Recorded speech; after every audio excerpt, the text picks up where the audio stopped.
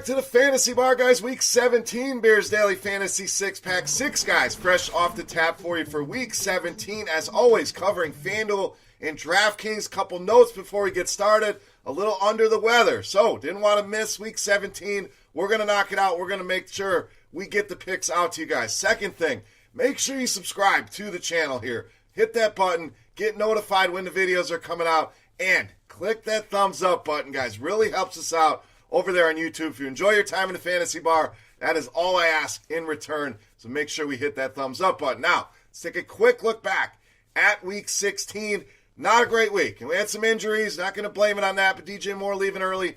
Ertz in and out of the game with that injury. Carson Wentz, solid for us. Needed more from Joe Mixon. Had a case of the squirts, but did get plenty of opportunities. Just did not get it done. So all in all, a disappointing Week 16. Now, let's get back to Week 17 here. Let's start at the running back position with Damian Williams of the Chiefs. So a big part of Week 17 is making sure you understand what teams have something to play for, what teams have something to lose, who is in evaluation mode.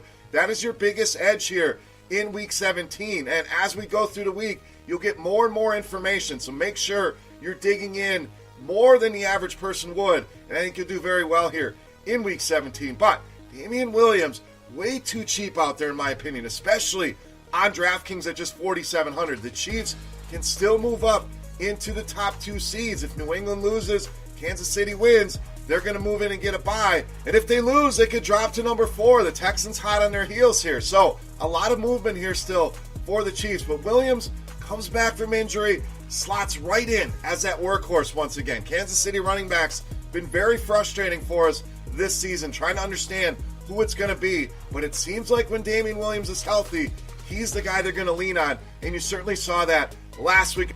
Now you're going to see that here against the Chargers, a team that's much better against the pass, against the run, not so much. 23rd in DVOA against the run. We know Damian Williams can get involved in the passing game. A good spot at home as a favorite here against the Chargers. Love me some Damian Williams to lead us off for value here in the Week 17 6-pack. All right, speaking of value here, we're going to roll the dice. A little risky for most people maybe, but I'm going to go at wide receiver Miles Boykin here of the Ravens.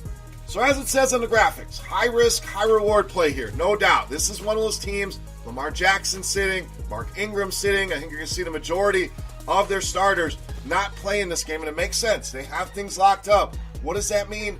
It means more opportunity for some of these fringe guys. Miles Boykin, a guy they took in the first round of the draft, a guy we've seen flashes out of. We haven't seen a ton, but there is a ton of potential in this guy. With RG3 taking over under center for the Baltimore Ravens, you got to imagine the continuity between these two throughout the preseason practices, playing together. I'm a big believer in that. I think Miles Boykin, and cash game play, probably not, but tournaments, I think there's huge upside here at minimum price on DraftKings, near minimum price on FanDuel. Again, not for everybody, not the easiest play on the board. We want to go outside the box a little bit here. I think we do that with Miles Boykin here at almost minimum price. All right, let's stay at wide receiver. Let's go to the high end here. A guy you'll feel a little bit safer about with is Devontae Adams of the Packers. So Green Bay, a lot to play for here as well. Locked into the number 2 seed, still has the opportunity to be the number 1 seed in the NFC with a win and a loss by San Francisco. Is a tough draw with Seattle here. Plus, can still slide down out of those top 2 spots with a loss with New Orleans being able to move in. So Green Bay, big game here in Detroit, and Adams has been the guy here. I know Aaron Jones had a big game. I think a lot of people are going to go that route. I'm good with that as well. I think you can play multiple Green Bay Packers here against this Detroit Lions defense, but the targets for Adams, 10 or more targets now in 7 of his last 8 games. I know there's naysayers that are going to say, well, Darius Slay, he's tough. I'm not as big of a believer in Darius Slay as the public seems to be. And when you look at the history here for Adams against Detroit, 5 touchdowns in his last 5 games. I generally don't like going back that far, but wanted to take a look at it. And anyone saying, well, Slay didn't play in those games, he played in every single one of those games. So Adams, good history here against the Detroit Lions. A must-win spot here for the Green Bay Packers. If Aaron Rodgers is going to lean on anybody in this game, we know he doesn't trust any of his other wide receivers very much. It's Devontae Adams. Pay up here in this spot against Detroit. All right, next play for us, we're going to go to tight end. We're going to go to Philadelphia with Dallas Goedert. So, two-prong attack here. If Zach Ertz is out, Dallas Goedert becomes a clear lock-and-load play in cash games. I know he'll be a popular play out there with Ertz out. I don't care. Still want the exposure. Let's pretend Zach Ertz is in. Then he becomes a sneaky pay-up spot, especially on FanDuel. He's priced up. They did a good job moving the price up. So he's up in the range with some of the other stud tight ends. Higbee, who will be a popular option against Arizona. I'm fine with it. But Goddard will be an off-the-radar play in that scenario. So Ertz in, Ertz out really doesn't matter to me. There's advantages to both. And the targets really been there. Almost 8 targets per game over the last 5. I know a lot of those came last week. But they're going to lean on these tight ends here in a must-win spot. Another team that can lock up a playoff spot with a win. And the Giants, 31st in DVOA against the pass this season. Been solid against the tight end. But the Eagles, out of wide receivers, going to lean heavily on Miles Sanders, on these tight ends in the passing game. And Dallas Goedert, with or without Ertz, I think a solid option here in Week 17. All right, we like Dallas Goedert. That means we like his quarterback. That's right. Going right back to Carson Wentz here against the Giants. So quite a few quarterbacks I like this week, but Wentz, the guy I kept coming back to. DraftKings raised his price a little bit, but still low 6s here. FanDuel under 8K, and we've gotten 4 straight 21 or more DraftKings points out of Carson Wentz over the last month. The Giants, we just mentioned, not good against the pass. 4th most fantasy points allowed to the quarterback position. Giants been involved in some shootouts here lately. Can't seem to stop anybody. So I know this Philadelphia offense been somewhat frustrating. An ugly game last week, but I think we get back to a game like we saw in Washington with points galore here. I think a big reason why is Carson Wentz winging it all over this Giants defense, putting up big numbers here. Pay the price, too cheap in my opinion, especially on DraftKings. Carson Wentz, my favorite quarterback here for Week 17. All right, it's time to take a look at my favorite play for Week 17. But before we do that, guys, we're going to run it back. That's right, little Christmas thank you here from the Fantasy Bar. Once again, we're going to run our Beast of the Week contest. All you have to do, get in the comment section below the video and let me know fantasy points for my Beast of the Week on DraftKings. Going to win themselves either a free week of RotoGrinders Premium, which gives you access to everything we have, Lineup HQ, all the videos, all the articles, or if you're already a loyal subscriber, thank you for that. We're going to send you a free, soft, glorious RotoGrinders t-shirt right to your doorstep. So, who are we guessing on? Let's take a look at my favorite play for Week 17. You know him as the Beast of the Week.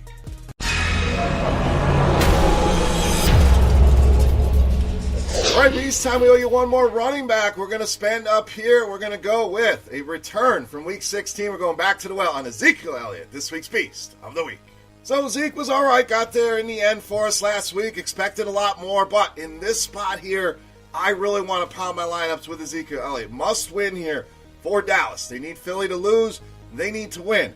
NFL has done a very good job with the scheduling, the timing. Both of these games are 4:25 kickoffs, so Dallas will have no idea what's happening with Philadelphia when the game starts. That's going to mean a heavy dose of Ezekiel Elliott here at home. And think about Washington. Last couple weeks, Miles Sanders goes nuts against this team. Saquon Barkley goes nuts against this team. If you're not sensing the theme here, Ezekiel Elliott about to go nuts on this team. And what do all those running backs have in common? Explosive. They get involved in the passing game.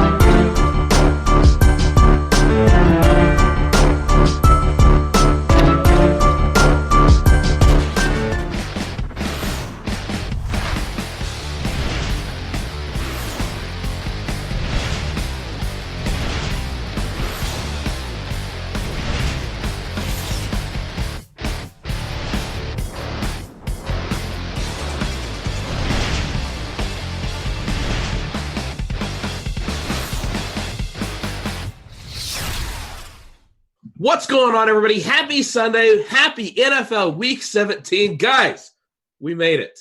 Welcome to the Fantasy Draft Opening Drive, the Morning Wood. Merritt Crane, I'm here to have a little bit of fun with you, talk some football, talk some DFS today, and of course, I am joined by one guy I'm joined by every week, and one guy who I'm never joined by, so it's good to see your face. Big T, Tony Two Snaps. What's up, brother? How we doing today? What's going on? Yeah, and I hit my under on Hoopster. I knew he'd miss at least 5 shows. It took till week 17, but it finally happened, so I get to go cash my ticket. I mean, really, you just said a good line. That's what you're saying. The line was sharp. It took to week. Yeah, I mean, it took a while. It's like every third or fourth week he misses, so it's always going to come down to the end. Also joining us in Hoops Place, we got Travis Mangone, Mr. Mangone. That's a clean shave, buddy. What's up? Yeah, looking nice and shaved for the show. And I had a feeling Hoop was missing too. Like I wasn't surprised to look down at my phone. I just got my breakfast. I was all excited to go home and eat it. And I saw a text from Big T. You hopping on? So I couldn't miss out on the last one, right? Or do you guys go to next week possibly for the Wood Show? Are you guys excited? I have no idea. I really have no idea. It's the last regular season one, no matter what. Yeah, we got to win some people money. Maybe we'll get you. Are we getting a windmill out of you, Big T, this show? We might. Depends. Yeah, it's that Blake Bortles windmill. I know what's up. I mean, last week I windmilled at these donkeys telling me to play Deion Lewis. And how do you work out everyone last week? I mean, he didn't work out as well as Steven Sims Jr. It's true. Did he work out as well as Gardner Minshew though? You know what? No. That's my comeback. It's 8 a.m. Stick to the receiver victory laps. I'm going to stick to receiver victory laps. Yeah, don't be going out on a limb though for quarterbacks and stuff. Stick to your roots. All right. Before we jump in to the slate, I want to tell you guys, if you're watching on YouTube, first of all, we appreciate you, but check us out over RotoGrinders.com. Secondly, click the like button, click the subscribe button, and comment "Nice Shave Mangone." That's what I want the comments to say today. So. Yeah, appreciate that. Also, college football package. Not a lot of games left. Still some value, though. $40 for all content through the national title game. You get full access to projections, expert rankings, survey, tags, and, of course, the Discord chat. And I'm going to tell you guys, the Discord chat, that's where the money's at. So, yeah, make sure you check that out. And, of course, RotoGrinders badge promo. I want to thank the guys for rocking the RotoGrinders today. We got Sandwich, SAMWICH, so I appreciate that. And Joey J. Betts. So thanks for rocking the RotoGrinders badge. And, of course, we're hoping to see some guys rocking the RotoGrinders badge up top the leaderboard today. And, Tony, week 17, man, these slates are always weird. Like, every year, this is one of the weirder slates of the season because we got so many guys sitting out. We're going to get to those guys as we go game by game. But, Tony, how do you approach week 17 typically? Yeah, I mean, it always kind of benefits what I like to do anyways. Take stands on what you believe and just kind of go with it. So it benefits me usually. Sure, there's crazy stuff's going to happen. It happens every year in week 17. Guys that you think are going to play will mysteriously just be out after the first quarter. There's going to be tilt. It's just how week 17 goes. It's all part of the experience. So you just go with it and know that there's going to be more variance today than there is a lot of other days. Even teams that we think right now need to win will get a big lead or something, and they'll pull their guys. So you just got to go with your reads. I mean, I think it's a lot like showdowns in a way where you got to see how you think games are going to go and just go with it. It may go when you look at cash games for slates like this with the variance, with the uncertainty. How difficult can cash games be? I don't know. I love it because, like, I just want, like, all the news and chaos to drop, like, this morning. I want, random guys to start, that you weren't expecting. So I'm pretty plugged into the news. I like to sit there and, like, look at the defensive inactives, right? Like, no one wants to talk about them. Everyone's talking about who's going to be in on offense. But all these defensive guys, there's going to be tons of guys sitting and rookies that they might give work. And this could lead to, like, really good opportunities. So I love looking at that stuff and trying to really take advantage of that. So, like, I love all the news. I think it's helpful. Gives you low ownership on guys. So, bring on the chaos is what I kind of say. All right, well, let's go ahead and jump into this slate. Let's start with the Chargers at the Chiefs. 45.5-point total. The Chiefs, 9.5-point favorites at home. Of course, it sounds like Damian Williams. He's going to be the featured back for Kansas City. Kansas City needs to win to have a shot at getting the first-round buy-in.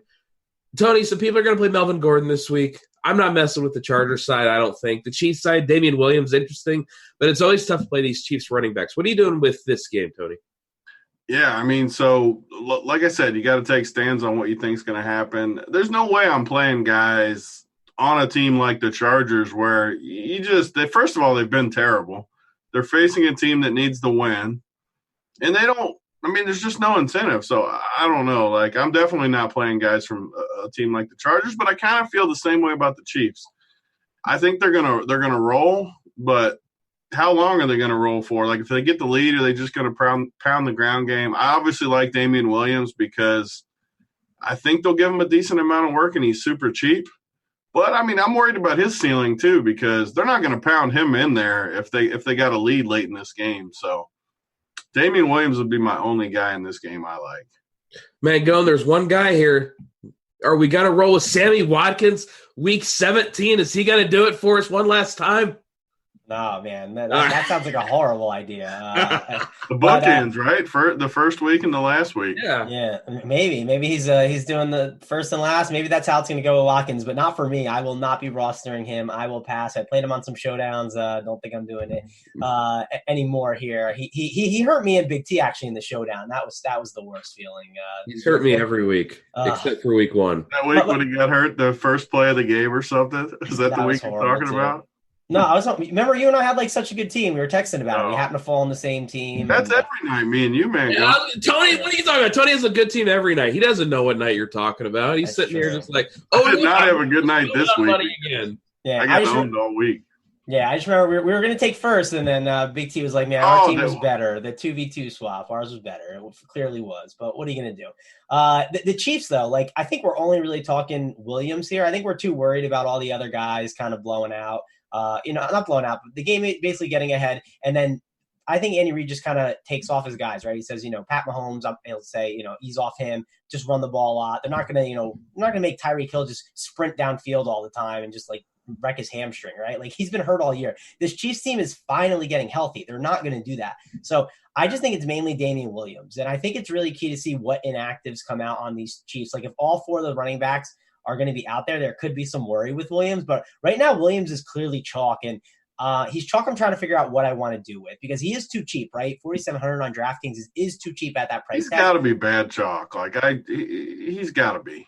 I don't know if he's for sure bad because, again, like that price is really cheap. Even though there could be all those other running backs there, he's still going to get, I think, a pretty good amount of work. So you're piped in, though. Can the Chiefs get the 4 seed if they lose? That's the thing. I think what can happen is if Houston happens to win, but like Houston ain't winning. Like if Houston could win that game, I think Houston can leap the Chiefs, and then they get the 3 and then the 4. Yeah, but I mean the 3 or the 4 doesn't really matter. Yeah. It does because you play the Ravens in round 2. You want to play the Ravens in round 2? Yeah, I guess that's a fair point. Yeah, like I think you'd rather let's say Houston Baltimore didn't win it anyways. Like Houston's not winning with no dudes. I agree. The only way Kansas City moves up to the 2 is if New England loses. New England ain't losing. So they're currently 16.5-point favorites over Miami. All right, let's go on to the Bears and the Vikings. 35.5-point total. Chicago 3-point favorites. And Tony, is this your game? The 35.5-point total. Are you ready to load up on the Bears and the Vikings? Is this your spot? I actually don't hate the Bears, so the joke applies because Minnesota is another team that I just don't think has anything to play for today. I think they'll pack it in, and I think Chicago does have some pride to play for. They're not going to go down completely. And the Bears D even is super cheap in some spots. Like Minnesota, they have to tank today. And you got guys like Trubisky that are pretty cheap. I think Chicago is pretty viable today, actually. I mean, isn't this the week that Mike Boone just trolls all of us? That would make some sense, but I don't know. This is a game I'm definitely not on. This could be the Tony special. We got a lot of games. I think you can just let him talk about what he likes. I'm not playing anyone here. I'll pass on all these guys. This is a nasty game. Yeah, I might go with some Mike Boone just because, well, he tilted me last week, so why the hell not? But I don't know. This game – I like Boone, too. Like, I think he could troll easily. These are the games I like where no one's going to play him because they're so used to just looking at the total, but total doesn't mean as much this week. All right, let's move on to Green Bay at Detroit. Green Bay, 12.5-point favorites. And I'm just going to say, guys, I like Aaron Rodgers in this one. Nobody else is going to play him.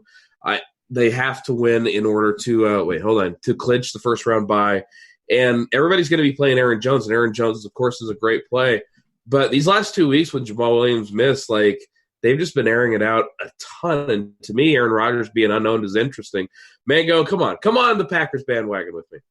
Yeah, I like it, man. The one problem I'm having this week is trying to figure out like where my main GBP stack team is going to be, and like I'm thinking it might be this, like going Rodgers with Jones, Adams, and then running it back with maybe a guy like an Edelman or not Edelman and Amendola or a Galloway. So I think what I'm going to do is I'm going to load up obviously Aaron Jones and cash or Devontae Adams. Those two guys are definitely have just such strong market shares. You have to absolutely love them. And Aaron Rodgers makes an interesting cash play too as well, right? We get him in a dome, which is really good. We get him against the Lions. The one fear I have, and I think all these quarterbacks have this fear today, is just handing the ball off, right? It's just them sitting back in the fourth quarter and just handing the ball off and not doing a ton. But Packers have an implied total of 28. They're in a dome. It's a good spot.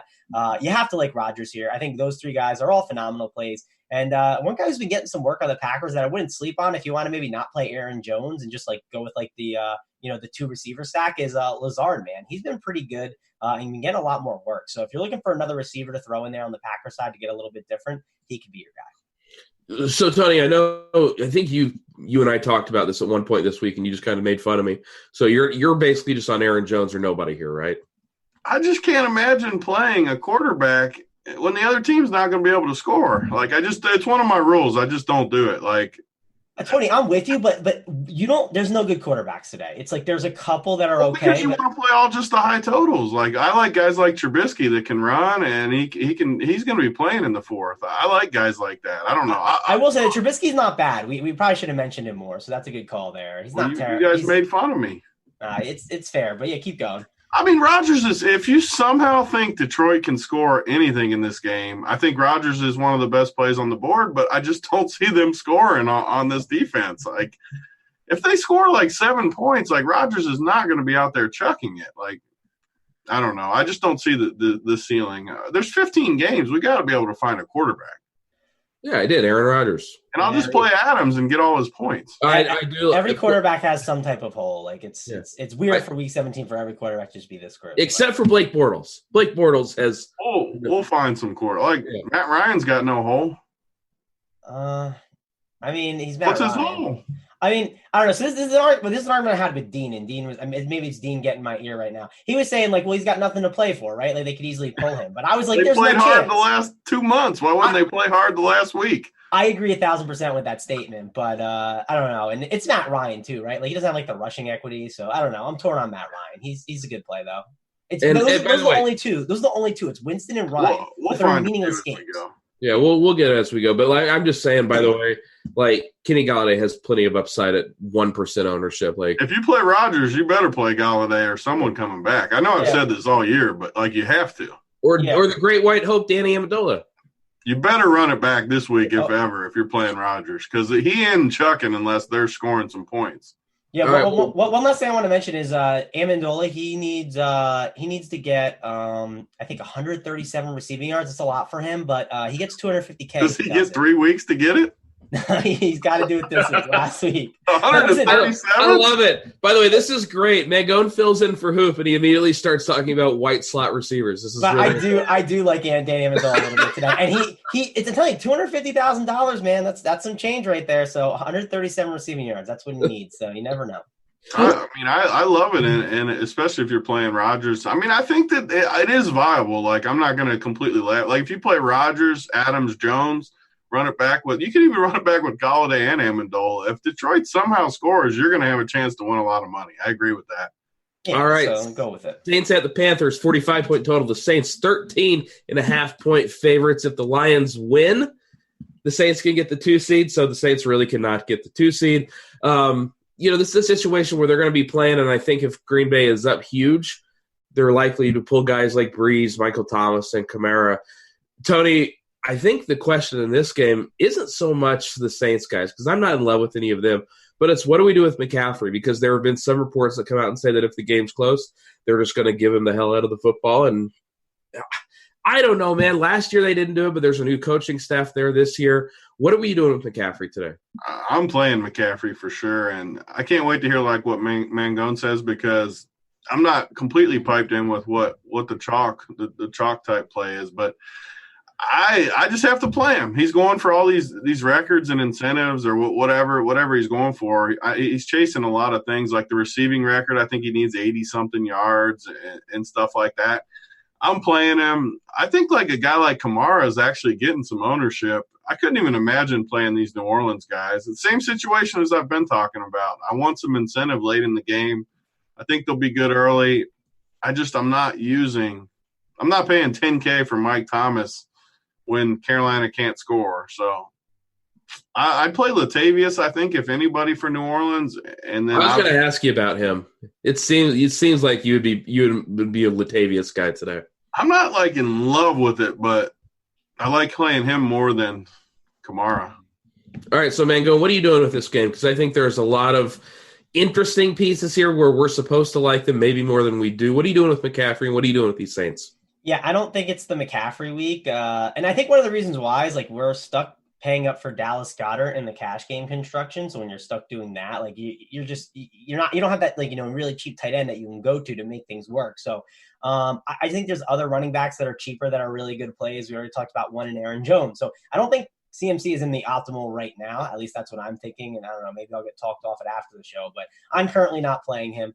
On the Saints side, I do worry about Michael Thomas a little bit. Like, will they pull him? The thing that I'm wondering, though, is like I looked at Jamino's, he's got this article. It's the Motivation, Rest, and Milestone Tracker. If you guys haven't checked it out, it's really awesome. It talks about all the motivation and everything. And he says for the Saints here, a win/San Francisco loss is the 1 seed, and then a Green Bay loss equals the 2 seed. So players at risk, there's no one at risk. So why am I that worried about Michael Thomas? I've heard people say that. Like you said it. I've heard tons of people talk about it. Dean said it. I don't get what we're talking about here. I think Michael Thomas is safe, or he should be, right? Because the same situation as Green Bay. Like if they're up 3 touchdowns, they're not going to be just out there chucking it. Yeah, it's more so they're not chucking it, right? It's not Michael Thomas coming off the field, I guess you could say. But I also think they got McCaffrey, right? McCaffrey can keep the Saints. Carolina hasn't scored in like 2 months. Yeah, it is McCaffrey though, man. So I get it. Will Greer is pretty awful though, but the big question today is what do you do with Michael Thomas and Julio Jones and Devontae Adams, and how do you sort those guys out, right? Michael Thomas is obviously a great play. I think Kamara is not, he's on a tier below all those other guys at running back. I don't really want to load up on him, and I don't hate the Latavius Murray thing as a tournament play if you really want to kind of get crazy with it. So I think that makes sense in tournaments. All right, Miami at the Patriots, 44.5-point total. New England, 16.5-point favorites. And, Tony, every week we say this about the Patriots. They're supposed to score 4 touchdowns. We don't know where the hell it's going to come from. And this week it's sort of tough, to get too excited about them because, again, they're likely just to run the hell out of the ball late. They win. They clinch the first-round bye. I'm not playing Brady. I don't want to play Edelman. I've heard some people talk about Sanu this week. I'm not playing Sanu either. Tony, what are you doing with this Patriots side?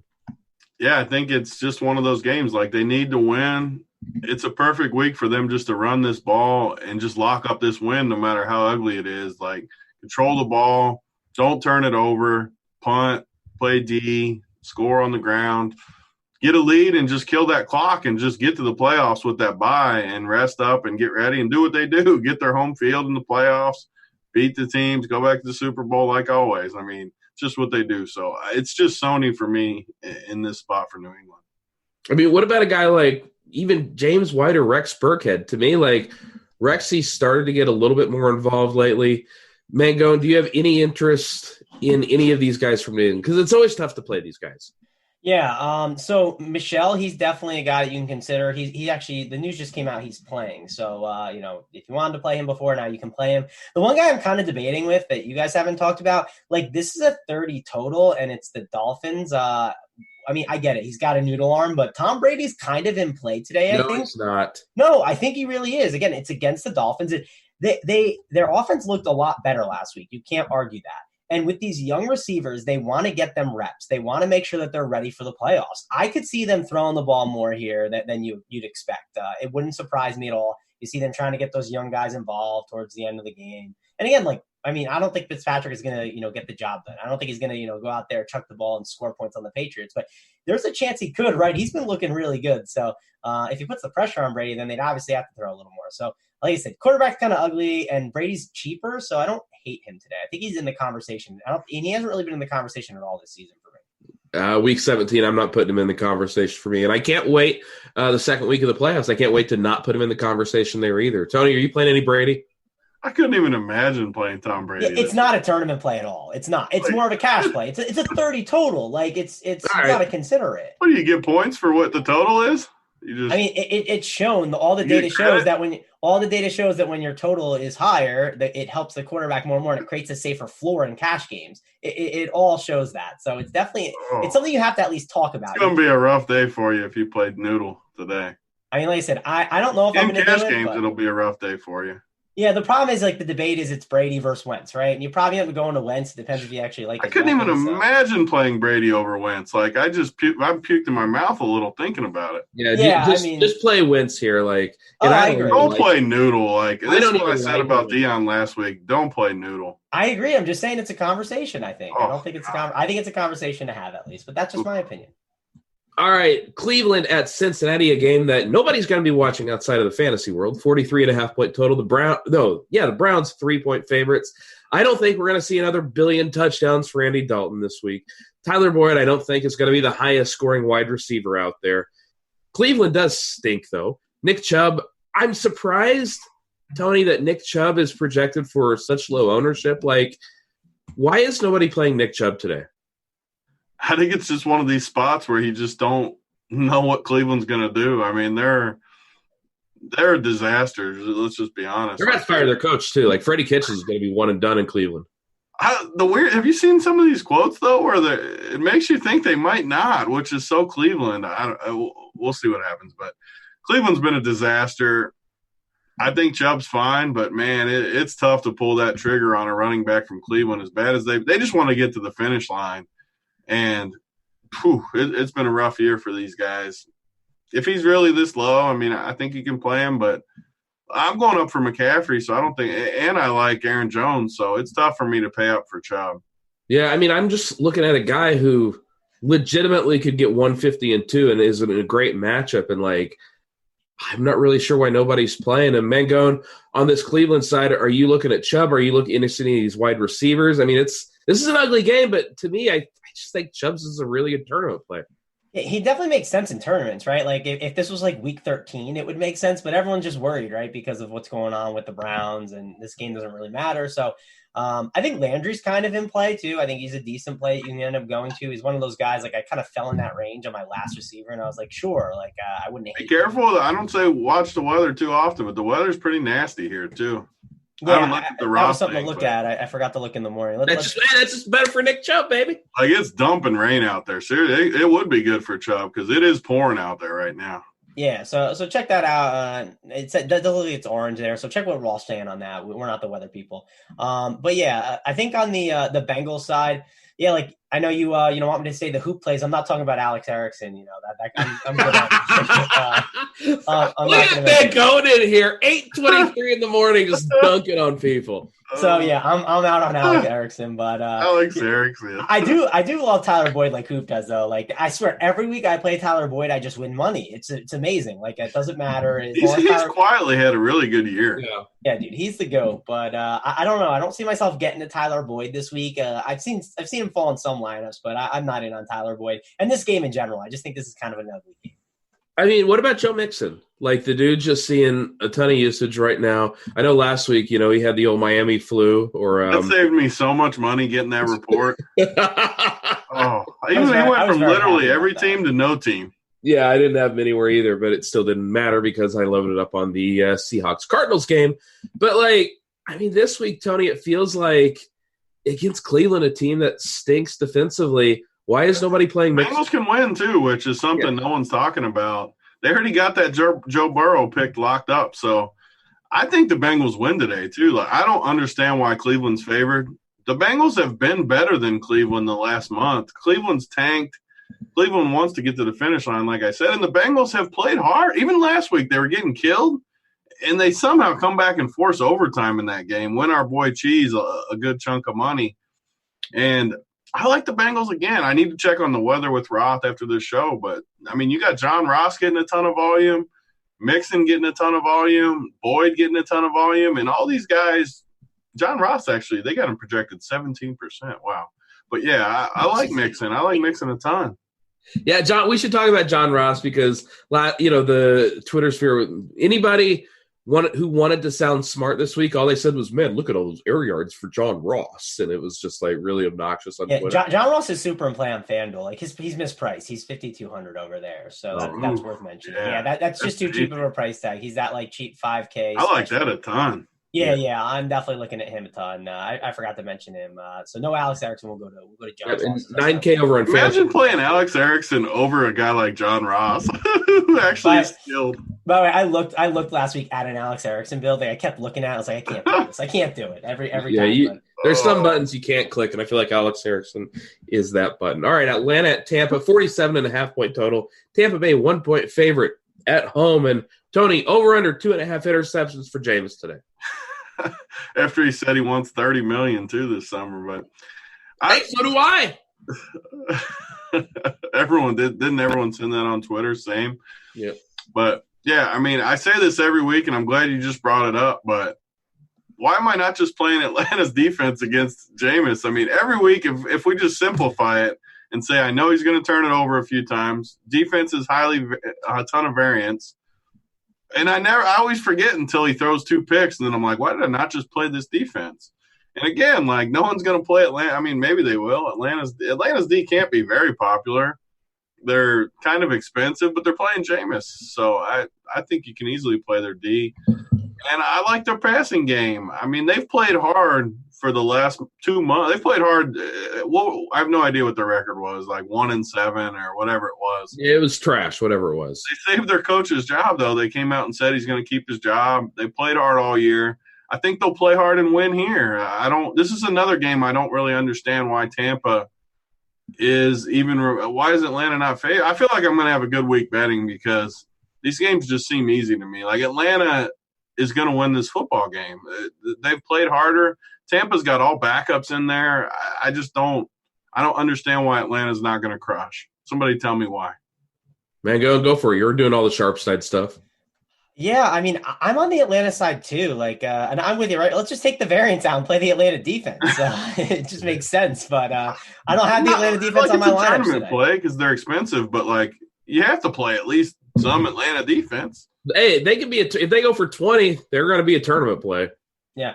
Never mind. This Odell Beckham just popped up and it said expected to play. I thought it said the opposite. So never mind. He's in. But yeah, I think Atlanta, obviously Ryan and Winston, those are like 2 of the quarterbacks that I'm considering. But obviously they're in like games that don't matter. But I'm expecting them to just keep chucking the ball and going back and forth. Right. That's what both these offenses want to do. So part of me just like is looked at again. I talked about the Packers, right? Making that maybe my stack. Like part of me is just like I want to just stack up this game. I don't care that. Like it's a game that doesn't matter. Maybe people just go away from it because of that. Julio's a guy, obviously, you have to love. Going to be a big fan of him. And Watson, too, on the Bucs, right? He's the number 2 receiver. He's still priced pretty good. And I think he's seen, a healthy amount of targets. He's a guy I would definitely look at as well. So like Watson a ton, too. Those are kind of like the 3 guys I'm honing in on this game. Yeah, I mean, it's weird because I've just been fading Rashad Perriman every week, and it's obviously just been a complete disaster. Tony, what are you doing with Perriman this week? Because I don't know. I'm sick of fading this guy, but I don't think I can pay 6-7 for Rashad Perriman. Yeah, I mean, he's looked good. So I think he's definitely in play. And, yeah, I mean, this game definitely has a chance to be the winner. I know neither team has anything to play for, but both teams have kind of showed that they're gonna play it out and they're going to at least compete. So I think this game could easily shoot out. I like the Atlanta side way more, but I'm okay with Tampa too. And, of course, Austin Hooper, he's in play. And, man, we got to go right back to O.J. Howard one last time in 2019, right? Oh, man, please no. Tony, forget you. O.J.'s definitely in play. Like, he has to be. I get it. I guess because, like, all my bills – I mean, I just don't even know any other tight ends. I'm like, Dallas Goedert. Like, I just literally am jamming him in everywhere. So, yeah. No, I mean, I get it with Goddard, and we'll get to him later. But 15 targets over the last 2 weeks for O.J. Howard in a really good matchup. 4-3, I'm going to be willing to roll the dice there. I've said it all week, too. This guy has to be the most uncoordinated person I've ever seen in my life. Like, he's so athletic. And he just – a couple of those catches last week where it hits him in, like, the forearm and the helmet, and it's just embarrassing how bad the hands this guy has. Wait, are you telling me the athleticism of, like, George Mirasan or something, Big T, are you telling me? Not athleticism because he's athletic, but it's like Or the coordination, I mean. Yeah, he's just not the coordination of George Mirasan. Big T, is he Clay Harbor playing you in hoops? That's exactly what it's like, actually. It's probably how Clay looks in football. Like, the dude didn't coordinate it. Hey, are we all excited, by the way? We're about 6 weeks away from the RG hoop game where Mango's going to show up, get everybody sick, and then, turn Cam's ankle. Oh, man. Was he responsible for Cam's ankle? Was that him? No, it's not totally my fault, but he jumped. I was in the play, right? Like he was jumping for the ball, and I was there. So I guess you could blame me technically. If you're blaming anyone, I guess I'm getting the credit. All right, well, that's all right. That's why none of us got raises this year. Thanks a lot, Mango. Jerk. All right, Jets at the Bills, 36.5 point total. The Bills, 1.5 point favorites. And my God, I don't care about this game at all. Tony, do you? You're supposed to make your joke like you make every game when it's a 36 This game is so ugly. I can't even joke about it, man. I look at this game and I just get sad. That's all it is. I get sad. I mean, so the game definitely, I couldn't even imagine playing a Bills guy. It's another game that I don't think the Bills should be favored just because they're going to play backups. They don't care. I kind of like Lev Bell a little bit. He's super cheap. I could see them like wanting to prove that the deal wasn't that bad and just he gets a ton of work every week. I mean, 25 and 21 carries the last 2 weeks against good defenses. He's cheap, man. He's 5,800 on DK. I'm interested to hear what Mangone says from the cash side. I don't think he's going to play him, but I kind of like Lev Bell a little bit here. There is zero chance that Mangone is playing Le'Veon Bell. Are you kidding me? Yeah, I'm not playing that dusty dude. The problem is, like, Adam Gase doesn't like him. Like, they don't like each other at all. Like, absolutely hate each other. When I was in Miami for the fantasy championship, people were telling me that they met Le'Veon Bell at the club, and they said like that Le'Veon Bell's like entourage was just like, yeah, we hate Adam Gase. Like that's a bad relationship. Like I'm just not in on boots on the ground for that. I'm not flirting around with that. I mean, he hates him so much that he gave him 29 looks last week. I mean, I guess you don't like 29 looks from your running back? He's probably just trying to get him injured. Like at this point, I'm out on Bell. Like I cannot. I mean, I get it though. Like he's cheap on Yahoo too. I think he's really cheap on Yahoo, or at least he was last week in the revenge game. Yeah, he's $20. He's 5,800 on DK for 29 touches against a backup defense. I'll admit, like, listen, I'm mainly playing cash. I'm not dabbling as much in the GVP life, so like that's why I'm not really looking at Le'Veon Bell too much. It's just such a dusty game. I like the Jets defense, right? Like that's where I'm going right now. I think the Jets defense is an awesome play here. So that's kind of the spot I'm looking at right now. Why is Josh Allen playing? He can't play long. Like they can't be that dumb. Like they claim their starters are going to play, but who's the backup for Buffalo? I did just see an article, or it's like a video here, something from the Athletic. Basically, he explained like what they're going to do with the young guys. Let me see if I can drop that in the chat or something. I just refuse to believe. Like I don't care what the coaches say in these situations. I just refuse to believe they're that dumb until I actually see it. Like until I see them get out there and play for 2-3 quarters, I just won't believe it. All right, Washington and Dallas, 45.5 point total. Dallas, 12.5 point favorites. Tony, I believe I was 1 week early on the Zeke week because this is the week he's mispriced everywhere. You just play Zeke this week, right? I mean, wow. Yeah, I think he's okay. Dallas is. Talk about dusty. Like Dallas has quit on their coach. I can't believe they're favored by this many points, and they're going to be the most popular team of the week. So it's kind of like the perfect storm for me because I just think they've quit. I think they've quit. I wouldn't be surprised. People will laugh at this, but I wouldn't be surprised if Washington has a chance to win this football game. I mean, Washington's trying. Case Keenum, we know he's going to chuck it. They play a high variance style with Keenum in there. So I get it. Everything's just hurt too. Like, why wouldn't they just stack the box? Washington's not that smart. All they've been doing is just giving up 100-yard, 150-yard rushers every single week. Like this is a don't get cute spot to me. Like I'm just playing Zeke. I know Mangone's on my side, by the way. I'm positive. Well, I guarantee he likes Zeke. Of course he likes Zeke because they got a Zeke. 9.3 team total, and of course he likes him. Yeah, I only played him on Thanksgiving. Like that's it. Like and now I'll get all my Zeke shares here. We'll finally load up and we'll finally win all the money here with him. So I think he's gonna crush. I love Zeke in this spot. I really like the Dallas defense too. Like we know Case Keenum's not afraid to throw, right? Like I don't want these guys that are just trying to hand the ball off and go right to Cancun. I want these guys throwing the ball, throwing interceptions. So yeah, I think this is a good spot for the Dallas defense. Nice correlation play there. The real question is Dak. Like, I want to know if he's healthy now. Like, he wasn't on the injury report the other day, but part of me feels like that was some crap. They were just doing that to, kind of just make it seem like he's healthy. But I'm a little worried about him. I know the projections show he's great, but the projection doesn't know he's hurt. Like, they have no idea. I think it's kind of risky in cash games. I'm still going back and forth on it. Curious what you guys think about his injury. Yeah, I mean, like, I'm not playing Dak today. I'm not like, I have some interest in Amari, and I know Gallup got a lot of work last week. Amari, I know he's banged up.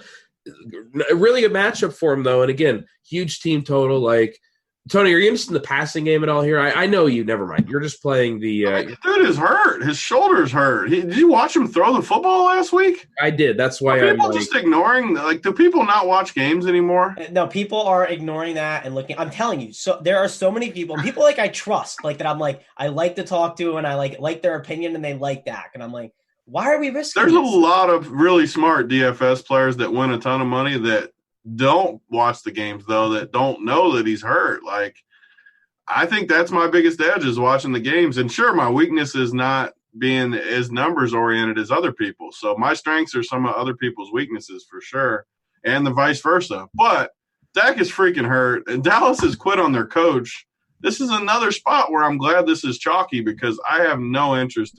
I could play Zeke. I don't love him, but obviously I could play Zeke. I'd rather play Aaron Jones and McCaffrey is my issue. And I just couldn't imagine playing. Zeke's shoulders hurt.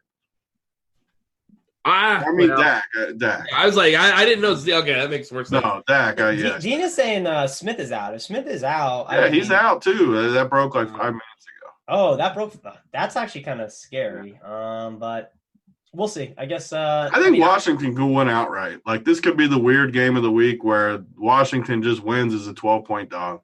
Well, let's talk about this Washington side then, Tony, because, look, we've got Steve Sims chalk week. I brought it to you last week. This week, I'm not sure I'm going to go there. Kelvin Harmon's going to get some ownership at 3.9K. I've heard some people talking about Washington guys in cash. Mango, what do you do with these guys in cash? Like, are you playing Sims in cash? Yeah, real quick, Dean's saying I'm taking his takes from last night. Like, I talked to you for like 2-3 hours about football. Like, of course your terrible takes are going to like come into my thoughts and ruin everything. Oh, that can't be good. I know, right? That's why I was bringing that can't be good for you. I know, right? But Sims, yeah, I actually think Sims is a really good play on both sides at his price. Like, he saw a bunch of targets. I was a little like, I was a little indifferent on him, but the price is still right. I think it's better on DK than FanDuel. There's a lot of different 4K guys you can play, and I think Sims is one of those guys that you can consider. So, yeah, definitely think that Sims is in play. I also like Harmon a little bit, too. He's even cheaper. So, I think he's a guy that you could fall onto as a cheap option. And we think Keenum's going to sling the ball, right? He's going to throw it a ton. There's a little bit of narrative here, too, right? That game's in Dallas, and Case Keenum's he's a Texas boy. So, yeah, he's gonna have some family. Does it still matter? Like, Case Keenum has to be like 35 or 36 at this point, right? Like, the dude's old. Like, does it matter when you get to your mid-30s? Well, I mean, it's like Phillip Rivers and Eli. Like, this might be the last show here, man. They might be playing closing time on the way out. So Eli had his last show 2 weeks ago. Eli is done here. Tony, what do you do with Chalk, Steven Sims in tournaments? Yeah, man, I don't know. Like, I'm torn. I don't think I'm playing him though. I sort of feel the same way. 4.7. I know the target's been there. It just seems like a lot. What was he last week when you recommended him? What was his price? He was like expensive over on FanDuel, but on DK he was 4, I think. Yeah, I think he's okay, especially if you're playing. The problem is so many people are going to play these Dallas guys and run it back with Sims.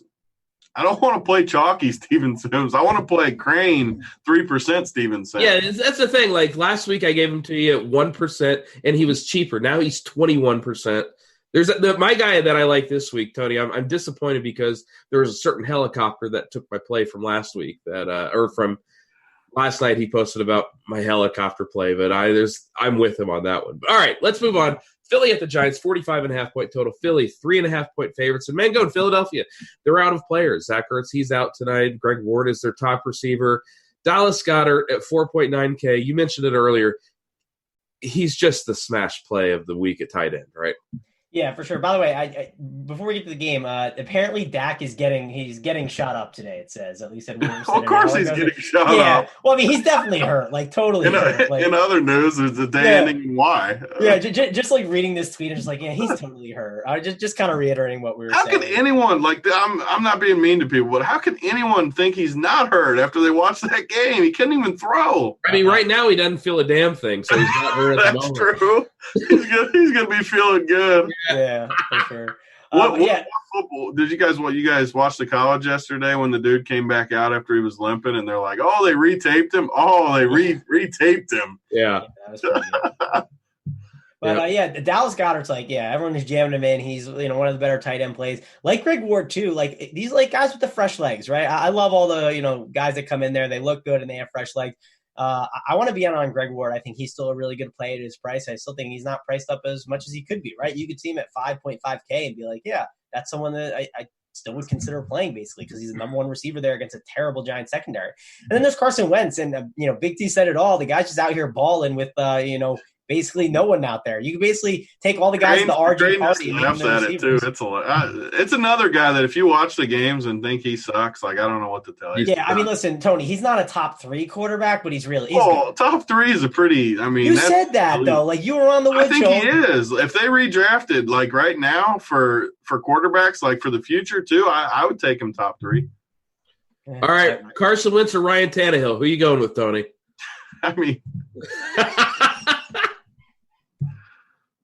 Well, you didn't even answer. You're being serious? Why in the world would I take Ryan Tannehill over Carson? I thought you were joking. Is that for today or redrafting? What are we talking about here? All right. I'm just messing around. All right. Another guy that Tony, you and I have been talking about this guy for a month now, and nobody's playing Miles Sanders again today. Everybody's going to play Goddard. I like Goddard, of course, but you have to like Sanders as well, right? I've said the same thing for a month about these Philly guys. They're playing the Giants today, too, in a must-win spot. Sure, these guys are scrubs, a few of these guys. I mean, Sanders and Goddard aren't scrubs, but the rest of these dudes are scrubs. It's crazy that Ertz is out now, too, because these guys have to get volume against a Giants defense that who knows what we're going to get. They've been bad for a lot of the season. They could be really bad today. And you got all these guys down here. No one's going to play Josh Perkins, and he's 2,500 at tight end. He's going to get volume, I promise you. Goddard's a smash. I'm playing him. Miles Sanders is going to smash. Greg Ward is going to smash. All these guys are going to smash, which makes playing Carson Wentz just such a good cash play, I think, and tournament. Carson Wentz has to be the cash play to me. He's going to chuck it. They're going to throw it to all these scrub dudes, and I think Josh Perkins is a really good 1% play. Yeah, he'll even be less than 1%. On the Giants side, man, what are we doing with these guys? Because I like Darius Slayton a little bit today at no ownership. He's the kind of guy I like against Philly, but it's just tough to get excited about any of these guys. Yeah, you know who the guy I was going to kind of get on the Giants side is Golden Tate, right? A little revenge there, right? He was an Eagle, so at least I'm pretty sure he was, right? He's been like on every team. Yeah, he had a cup of coffee right before the Giants, right? So he killed. The last time these two teams played, it was a showdown game, and he killed me. He did literally nothing. Oh, did he? Well, I don't even know if he had a catch. I don't know. I think he could be interesting here. But, I mean, like Shepard, Slayton, like you don't know which guy's going to be the guy. For being honest, it's literally a roulette wheel. Like, yeah. I like Slayton a lot this team with deep guys. I've watched Philly so close the last month just because of all this. They get beat with these athletic dudes like Slayton, not the underneath guys. It's Slayton this week. At 4.9, he's too cheap also. Like he's got big time upside. I mean, hey, we should be talking about Daniel Jones. All the dude does is either crush or get crushed every week. I think this game shoots out. I do. I know they probably won't because Philly has no players, but I think this game could shoot out easy. Yeah, so Slayton, like I said, I saw the targets last week and I was so upset, but maybe I should listen to you guys on that one because like I said, I'm looking at playing one of these Giants receivers in my main tournament team. I think it's a really good call to go with one of these guys. I think this game gets a lot of production, and I think one of these receivers has a really big day. So just trying to figure that out is what I'm trying to do because I'm not playing Barkley, right? Because I'm playing these other running backs, and which makes Barkley a great tournament play. I mean, he's super priced up and he's been really good, but I'm not playing Barkley in this. Yeah, I just can't really get behind Barkley this week. All right, let's move on. So good. Like Saquon is going to be 5% owned, and they're just such a pass funnel, though, man. Yeah, this is the spot I'm jumping off, man. Like it's great last time to jump off. Yeah, All right, Pittsburgh at Baltimore, 36.5-point total. Pittsburgh, 1-point favorites. And Tony, I assume this is your favorite game of the week. You were telling me to play friggin' RG3 on. Yeah, I got. Apparently they're going to get Trace McSorley involved. So thankfully, the Ravens are likely saving me for myself. Yeah, that would be a terrible idea, Crane. You're lucky. This game might be the worst game of the year, fantasy. I'm not playing anybody in this game. Or can we just move on? Yeah, let's move on. I legitimately think this game could be the worst game of the year, fantasy-wise. All right, we're not playing anybody from this game. Tennessee at Houston, 44-point total. Tennessee, 6.5-point favorites. And, of course, Mr. Derrick Henry, he's going to be returning this week. Tennessee, they got a lot to play for because, where is it? Where is it? Oh, man, I lost it. They win, they're in. Yeah, they win, they're in. Sorry, I've got my sheet here, and I cannot find the Titans side. There it is, win in, and then they lose, they can screw themselves. So Houston, of course, sitting guys. Tennessee, 6.5-point favorites. Tony, our boy Derrick Henry, man, nobody's playing him this week, and we know Tennessee likes to hand it off anyways. And now in a game that they have to win, this spread's up to 7.5 now. By the way, yeah, I mean, off the charts. Derrick Henry's really interesting this week for tournaments. So I did the Prim Factory earlier. We did XM this week, and the spread was sitting at 3.5 all week. And people kept saying Houston's playing their dudes. And I just kept beating the drum like pound Tennessee. Houston is not playing these dudes, I kept saying. And then finally the news breaks yesterday. The spread moved. So hopefully people got on that at 3.5 because we were pounding it all week. Yeah. And same thing with Derrick Henry. This team needs to win. Houston is not playing their guys, and their defense sucks on top of it. How is no one playing Derrick Henry? I think because everybody, on Tuesday or Wednesday, everybody decided that they were playing Zeke and Aaron Jones, and those guys are great plays. But, Sunday morning, all of a sudden, we've got a workhorse running back at 5% ownership in a great matchup, and nobody's playing the dude. I love it. I think this week I love week 17. There's so many good plays today. If there's a week to ever get off these chalk guys, week 17 is it. I couldn't imagine putting a chalky tournament team. And yet you're still loading up on Aaron Jones. I am not. I never said that. Okay. I'm not loading up on Aaron Jones either. I'm playing Devontae Adams.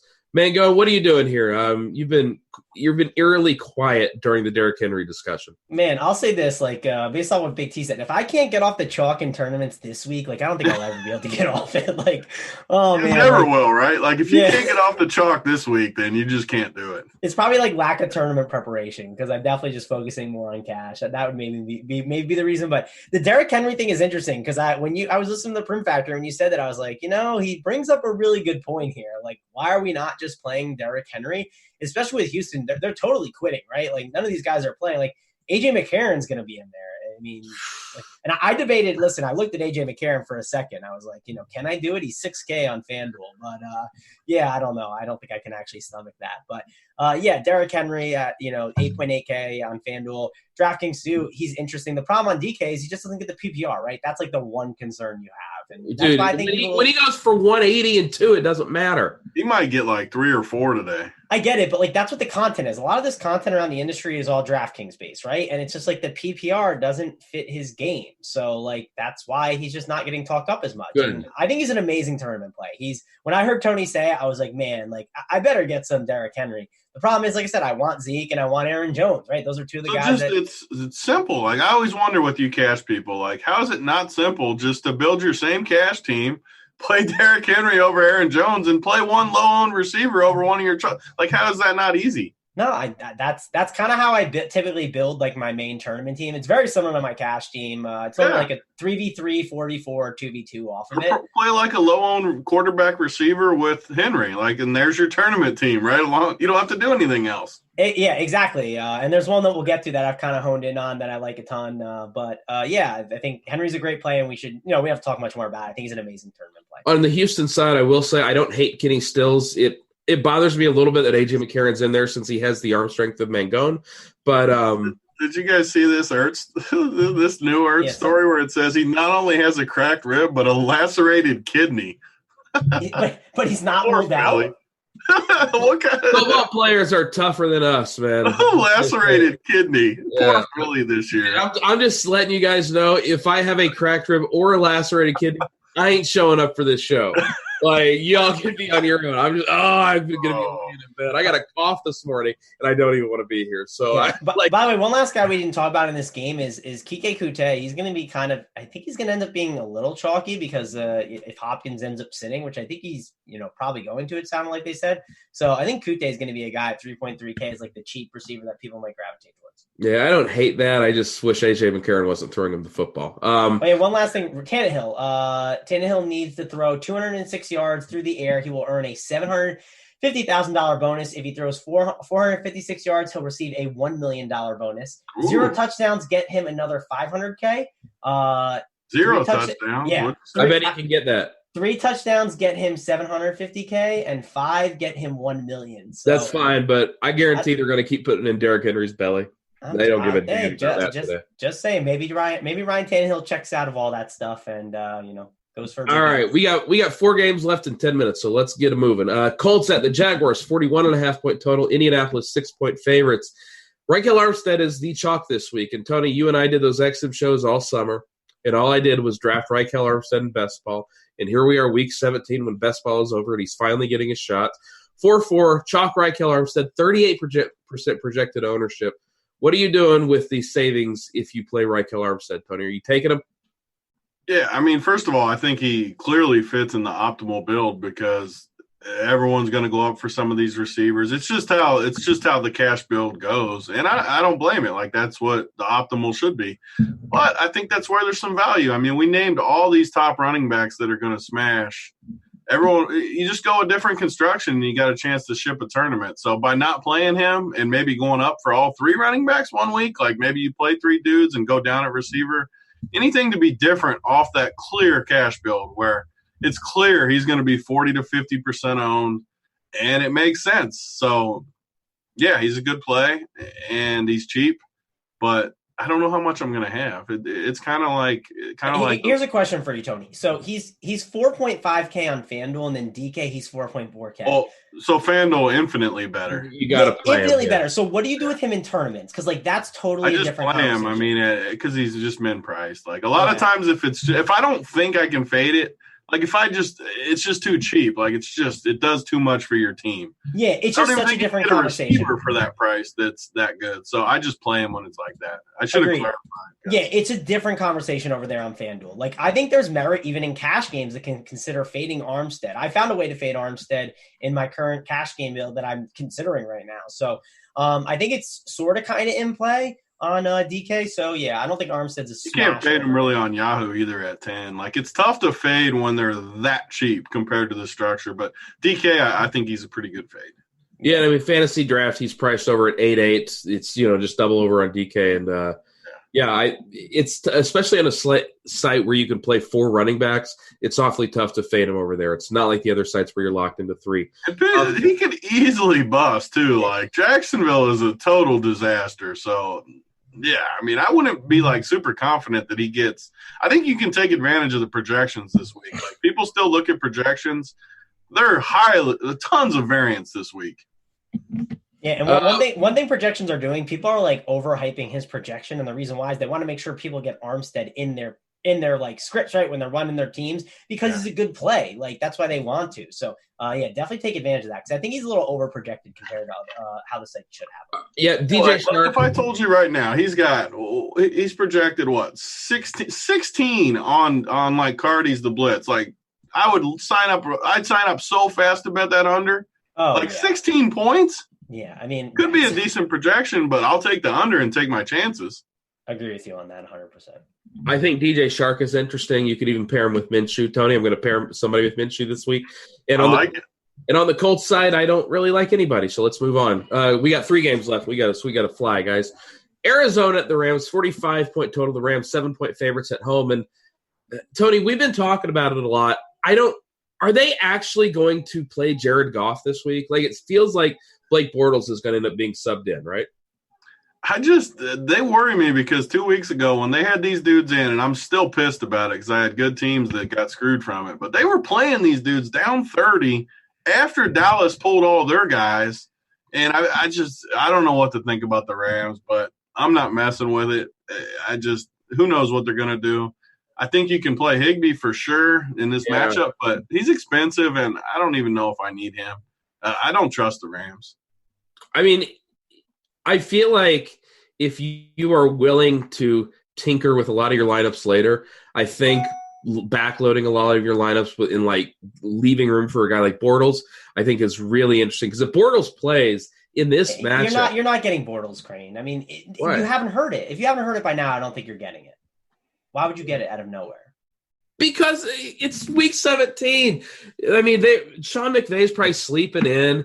He just hasn't announced it yet. He probably put a note under his door. Like, it's just. I just don't think it makes any sense. Like, because when you play a quarterback, you give them like the work all week in practice, and like they're the guy. Like, I don't know. I don't think they even practiced this week. They're just so sad that last year they were in the Super Bowl. This year they're just going home.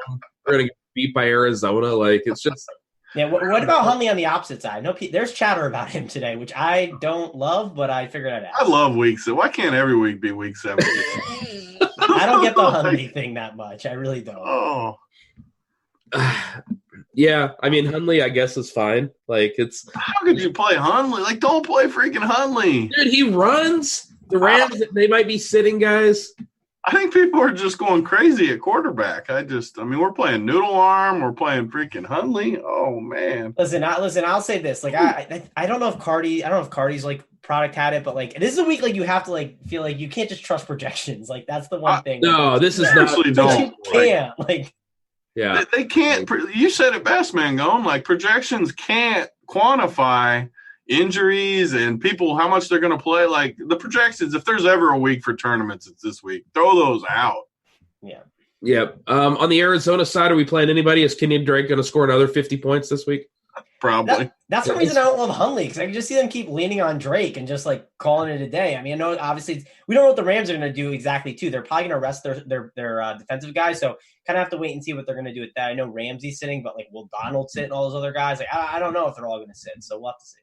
Man, when Bortles starts this week and you guys don't have him, you're going to be awfully sad. Well, listen, I had a Bortles team I loved, so I'll be super pissed. But, yeah, like I want him to play, but it's not happening. All right, Oakland at Denver, 41-point total. Denver, 3.5-point favorites at home. I love Cortland Sutton this week. I love that he's priced up because nobody's going to play him. DeAndre Washington, 5.2. The price has come up a little bit, but probably not enough. Tony, really quick, because we only got a few minutes left. What are we doing with this game? Yeah, you just said the only two I got in my player pool. DeAndre, who I like these top running backs. So to be honest, all my tournament teams, I'm trying to get up for 3 running backs and down at receiver a little bit. Just because it's the opposite of what people are doing. But I like DeAndre and Sutton. I liked him before. We talked on the radio, I think, the other day how we liked Sutton. And then the helicopter comes out with Mr. Sutton.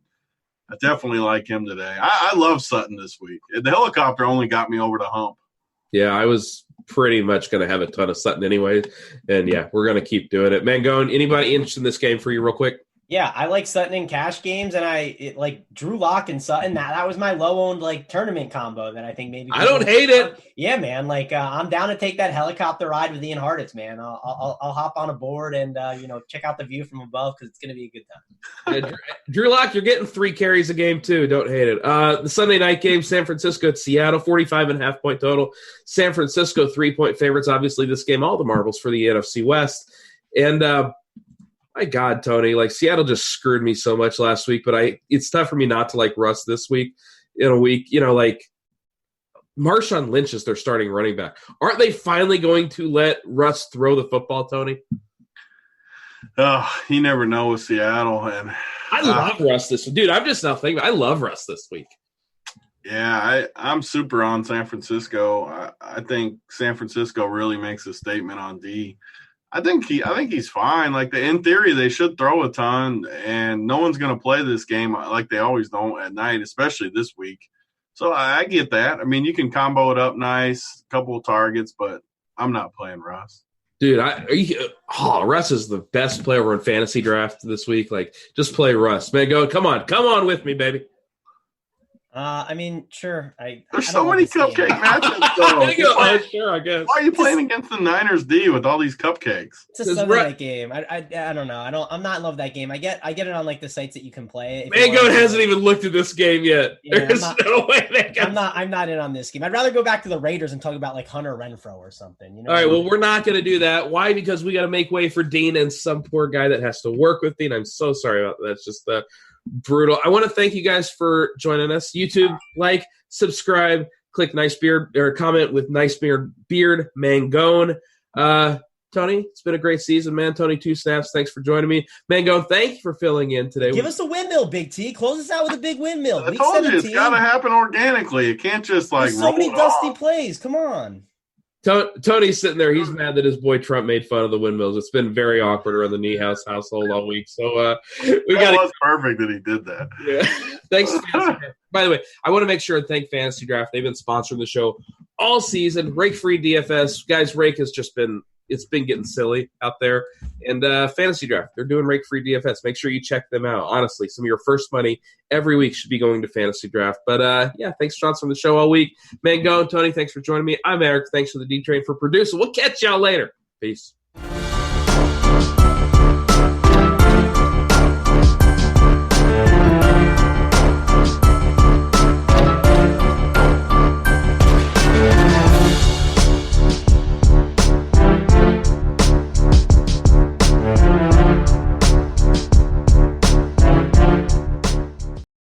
What's up, guys? Beer here back at the Fantasy Bar. 6 of my favorite plays for Week 17 over on Yahoo. We're going to hammer the mid-range here, give some guys in that pricing tier my favorite value plays on the slate. What game am I stacking up here this week?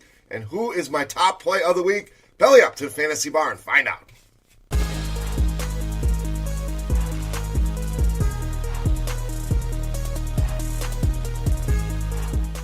Welcome in, guys. Week 17 edition Beers Daily Fantasy 6-pack. Last 6-pack of the regular season here on Yahoo. We're back with 6 guys fresh off the tap for you. Hope everybody had a great Christmas and an early Happy New Year's to everybody out there. Now, before we get into the plays for Week 17, guys, do me a favor. A couple things on YouTube. Hit that subscribe button. Make sure you get notified when the videos are coming out. Also, if you enjoy the Fantasy Bar this week, any other week, whatever it is, if you've stopped by, you're checking out the video, all I ask in return, click that thumbs up button, guys. Really helps us out, and I greatly appreciate it. Now, quick look back at Week 16, and some good hits on the running backs. Devontae Freeman, Marlon Mack, but put a lot of stock in that Seattle-Arizona game.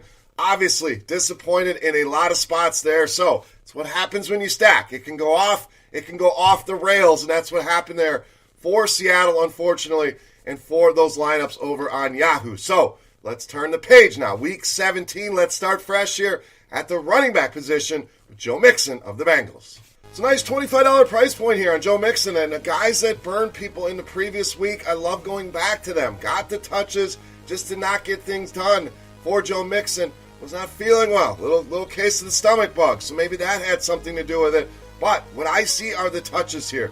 20 or more touches now in 4 straight games for Joe Mixon. We know the Bengals, whether they're winning, losing, getting blown out, they're going to give the ball to Joe Mixon here regardless. And the matchup, perfect here with Cleveland. Bottom 10 in fantasy points given up to the running back position. We don't have to worry about the Bengals' motivations here. They have already locked up the number 1 pick. So do they want to win? Do they want to lose? I think this game against their rival, why not put one more loss here on the Cleveland Browns? Think Cincinnati going to come out highly motivated and ride their horse here in Joe Mixon. Just $25, too cheap in my opinion, here over on Yahoo. All right, let's go to the wide receiver position. Stay in that same pricing tier with Courtland Sutton of the Broncos, $21. So 10 targets in each of the last 2 games hasn't resulted in huge box scores, but you give me 10 targets here against the Oakland Raiders, I think good things can happen. And what I really like here, this game going to be completely off the radar. We have a ton of games to choose from on this slate. Every single team in play here. So this is a game I think people will cross off. I think that's a mistake. I think Courtland Sutton certainly in play here. Yes, it's a low total, and all those games are going to keep him off the radar, which is what we want. Oakland, bottom 10 in fantasy points allowed to the wide receiver position. They have not done well against the pass. Obviously reflects in that DVOA stat as well. But Sutton has had a great year. I think Drew Lock goes out on a high note here, and I think he does it by throwing to Cortland Sutton, and the Broncos put that final death nail in the Oakland casket. They are still alive, need a ton of help here, but I think Denver puts that to bed here, and Cortland Sutton ends the year on a high note here. Get him in those lineups at $21. All right, let's dip under $20 here at the tight end position with O.J. Howard down at $13. So Howard, as expected, the injuries to Mike Evans, Chris Godwin's gotten more involved in the offense. The targets have been there. How can we get the touchdowns? And I think in this game, certainly possibility for O.J. Howard to find the end zone here. We're talking about a 48-point total. We're talking about a 1-point spread. We're talking about two teams that cannot stop anybody through the air. Atlanta, pretty good on the ground, but in the passing game, they struggle. You see that DVOA number, definitely can attack them when we know Jameis Winston going to be aggressive and challenge down the field. That's the game for O.J. Howard. So low price here. Been a little bit disappointing with this added opportunity, but I'm seeing those targets. I'm seeing a high total, and I'm seeing a low $13 price point. Makes me want to go right back to O.J. Howard at a tough tight end position here in Week 17. All right, to the wide receiver position. Next play for us, Greg Ward of Philly, $16. So it was great when he was minimum price, and he was a little bit off the radar. So we pay a few dollars more. I think that's fine here. The Eagles, once again, going to be super thin at pass catcher. We have to keep a close eye on Zach Ertz. If you watch the FanDuel and DraftKings video, you know I'm very high on this passing game this week. So make sure you go check that out. But Greg Ward, basically the wide receiver one here in Philly. And I know you still have Ertz, Goddard, Sanders to deal with. But receivers really where you can make your hay here against the Giants. We'll get to that in a minute. But the targets for Greg Ward, 23 targets over the last 3 weeks. So he's really stepped up, has played well. If you've watched this guy, he's explosive. He can make things happen after the catch. And we talked about the Giants, only 2 teams, and we've been picking on them all year long, Tampa Bay and Miami. Those are the only 2 teams that have given up more fantasy points to the wide receiver position than New York. No more Janoris Jenkins there. So the secondary, absolutely trash. We could get a shootout here, and I think that's what happens. But either way, Greg Ward in play here, even at an elevated price of $16. All right, let's go to the other side of that game. I like this game a lot. Let's go at running back, Saquon Barkley, $31. So we should have plenty of money to spend up on whoever we want to with all the value that's going to be available this week. And Saquon, one of those guys I want to cram into my lineup. Too cheap here on Yahoo. I thought we'd see $38, $39 priced up where Derrick Henry is, who I also like, but why not take the $8 discount and go with Saquon Barkley, averaging over 35 Yahoo points per game. Has had some massive games here to end the season. We've been waiting for it in season long if you drafted him. Been a disappointment, but we're starting to get the payoff here towards the end of the season in DFS. And Eagles, yes, very good against the run, no doubt, but against pass-catching running backs, middle of the pack in receptions allowed, receiving yards allowed. So I think there's some vulnerability there for this Philadelphia defense. I think the Giants going all out here to ruin the season of the Philadelphia Eagles. And like I said, like this game a lot. I think we get some back and forth here. If that happens, Saquon Barkley going to be a big part of that. Too cheap at just $31.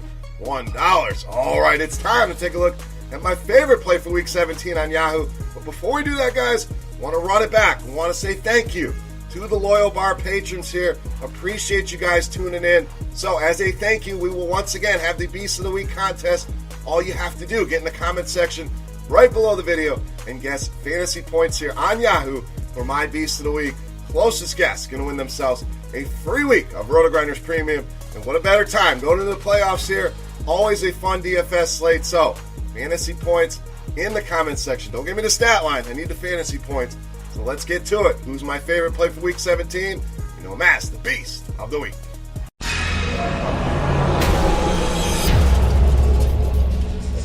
All right, Beast time. We're going to stay right there in that Philly-New York game. I love it. I want to stack it up, and we're going to go with quarterback Daniel Jones of the Giants, this week's Beast of the Week.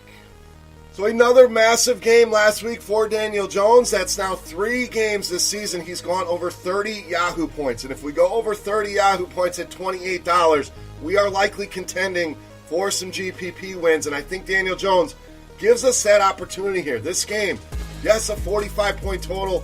I think this one goes over the total here. A lot of weaponry for Daniel Jones. The pairing of Jones and Barkley will likely make your lineups a little bit different than those that are pairing him with Shepard, Tate. But the point is, You can stack Daniel Jones a lot of different ways here against this Philadelphia defense. We know through the areas where they're vulnerable. That's why I like Saquon as a pairing, and I'm fine with Shepard, fine with Tate, but Jones gives you that upside with his legs, a little narrative on top, playing for his coach, does not want to see him go. So a little extra motivation here to keep his coach around, to beat his division rival here to end their season.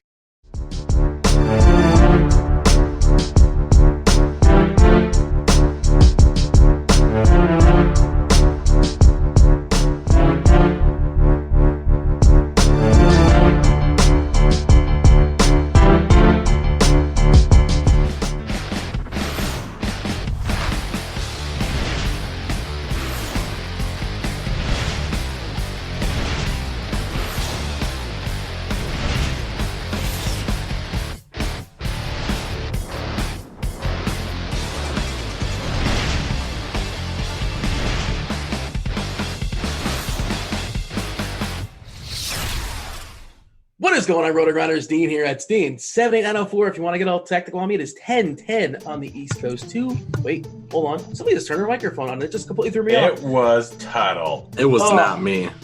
It's 7:10 on the West Coast. None of us on the West Coast. 9:10 Tennessee time, but which of course means it's time for the flagship show here at RotoGrinders. It's called sponsored by Yahoo today. Joining me today, playing with an eye. How about that? It's week 7. Easily mailed it in as if he was Leonard Fournette or something like that. But Tuttle, playing with the eye, you're a gamer. What's up, Tuttle? Well, I skipped the Swellcast this week with what I thought was strep. Turned out not to be strep. Then I woke up this morning with a pink eye. And things aren't going great over here. But, you know, it's the last show of the season. Well, possibly the last show of the season. So We don't know. Figured I'd sign on. Yeah, I don't know. I guess I don't really know if we're back next week or not. None of us know. Maybe there'll be a red tag in our locker. Maybe there won't be. We shall see. Stay tuned on that. Grant, what sort of ailments are you playing with today? Ambulance. Ailments? I'm a sleepy boy. Okay.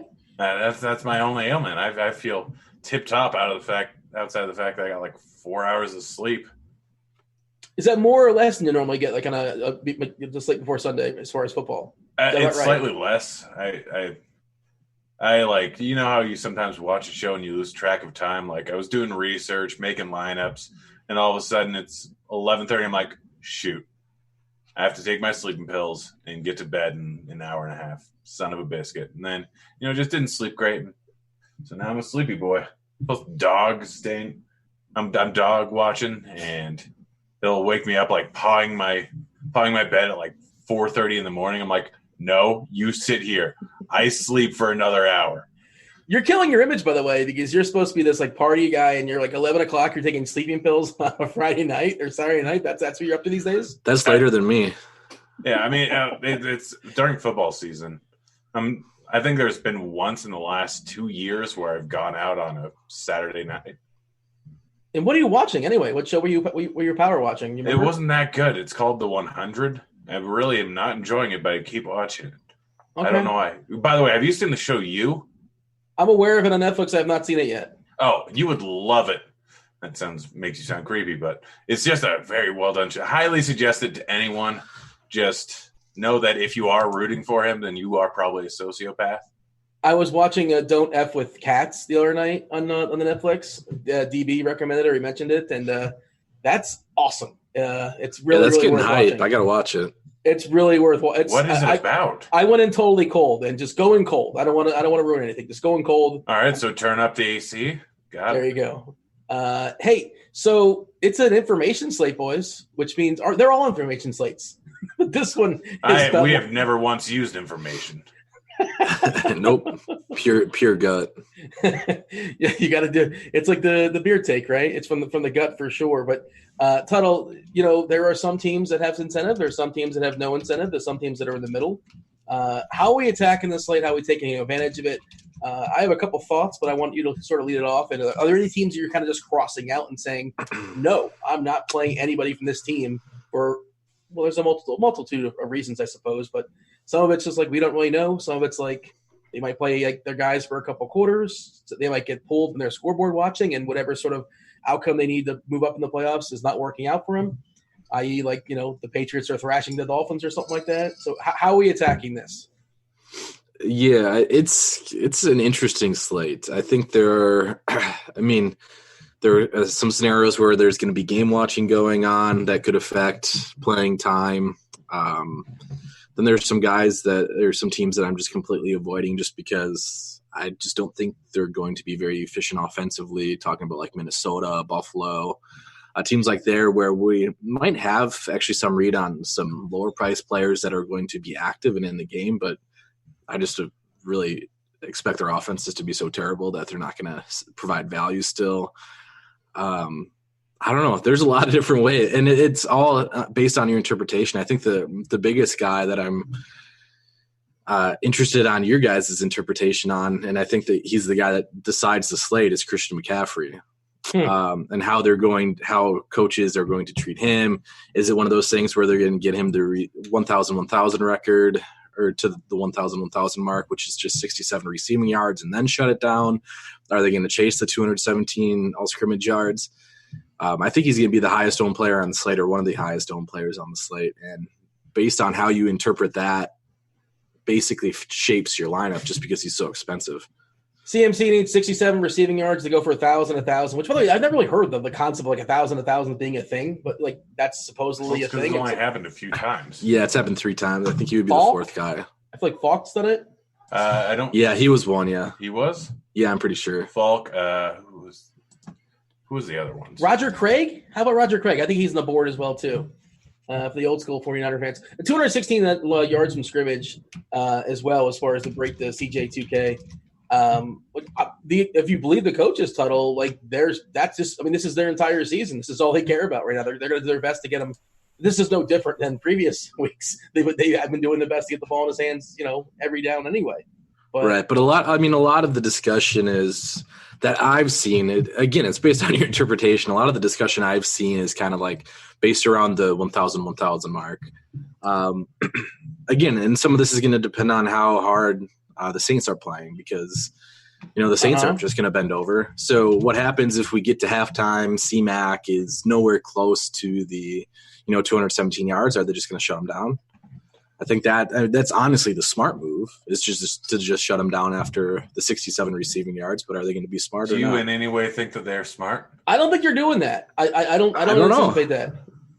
Yeah, I don't know. But that's the thing. It's a guess, and it's not unreasonable to think that they would. What if the Saints, you're just all speculating. This is the entire slate. It's just speculation on how you think coaches are going to utilize their every players. Slate just pretty much speculation? More so this week than every other week, though. Come on. Yes, because of playing time. We typically don't have to speculate on a player's playing time. New Orleans wins and San Francisco loses to get the number 1 seed, and I think, but they're also reliant to some degree on Green Bay, and that's a whole other scenario. I think it's like if they both win and San Francisco wins, New Orleans gets the number 1 seed. But if they both win and San Francisco loses, I think Green Bay gets the number 1 seed. Does that sound right? Yeah, and Green Bay's not losing today. Well, resident Packer fan, Green Bay's going to thrash Detroit. They're supposed to, at least, right, Tuttle? Yeah, they'll win. Yeah. Yeah. I mean, either way, both of them are playing like they absolutely have to win, because the night game is the one that determines it. Yeah, and of course we have who's it? Kansas City that's somewhat reliant on the Dolphins against. Which is not going to happen. What's your read on that total? Like, I don't think they play the whole game. Like, I've heard I don't either. Some speak of like playing Kelsey, playing Damian Williams, playing Tyreek Hill. I just have no interest in it. Yeah, I think I'm mainly staying away from Kansas City guys, especially at their price tags. Again, I mean, you would need Miami to upset New England, which may happen if New England actually didn't have something to play for, but New England obviously has something to play for. So, yeah, I think at price tags, they're pretty safe. The only guy that I would really be interested in is Damian Williams, but again, it's because he's cheap. But even he has, he's probably not going to see a full allotment of carries or a full allotment of snaps anyway, so. So we saw McCoy rest. McCoy was basically just like a rest in game, saving for the the playoffs, think about the long story as opposed to, well, I can't remember they played last week, but they have plenty of running backs as well. Do we think McCoy's going to be active? Like, how many Kansas City running backs will be active? I know where they threw on the IR. Yeah, it's just a lot. We could say this as far as actives and inactives, Tuttle, right? Like, looking at them today, you'll know more. At least a better picture will be built for us, I suppose. Yeah, for sure. Inactives will be very important today. And inactives that we won't have for the late games are very important. So I think it's super smart to set up at least some of your tournament teams for late swaps, because we have like a Brett Hundley scenario where you could potentially be able to play him if you really wanted to go that route.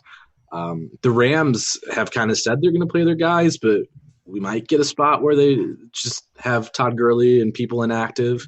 So that's another spot. So honestly, the only way I would lock in any early guys in this slate is if you really, really love those players. I think having flexibility for the late games is extremely important on this slate, especially because we do have more late games than normal too. We're not just trying to pigeonhole ourselves into 3 games here. We have, I think, 6 games or so, 6 or 7 that we'll be able to swap to, and a lot of them have the playoff implications in it, like Dallas and whatnot. So I think leaving or setting up your teams and lineups to fully utilize the late swap on this slate is extremely important. I think that's the best strategy today. I really do. Like, that's my approach as well too. You can make a team just with using late players.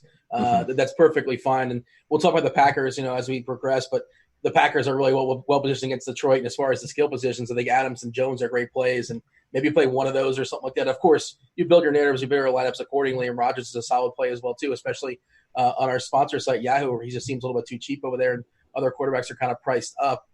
We are going to break it down position by position. Of course, do that in a second. We do want to give a shout-out to those that are rocking the RG badge these days. We incentivize y'all. Rock the RG badge. You finish in the top 10 of certain contests, you get 1 month free of RG Premium. Go ahead and check out the chat there. The link's being dropped in chat, not just the RotoGrinders chat, but the YouTube chat as well. What's up, YouTube? We are back.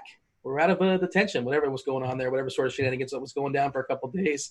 Again, check out that link that Devin's dropping in there. If you guys are asking questions on YouTube, we'll do our best to answer as many as possible at the end of the show. Devin's compiling them as the show is progressing. So Grant, is there any teams you're just sort of crossing off the board as of right now? And I'm taking the NBA approach, just like kind of like what the Tuttle was talking about. If there's any sort of like this guy or that guy, a tiebreaker, just play the later guy to sort of figure it out. Wait for late breaking news to kind of shape the slate and give you some more news. Information is very important, and we'll have more information, the actives and inactives an hour and a half before the late games. So let's backload it for fun for sure. Grant, any teams that we're not playing this week that we're just crossing off for whatever reason? Me personally, Kansas City, crossing it off. Minnesota, crossing it off. Let's see. I'm just scrolling through. Buffalo, crossing them off. Patriots, crossing them off. But they have a 30 total. I don't care. Yeah. Brady's got a noodle arm.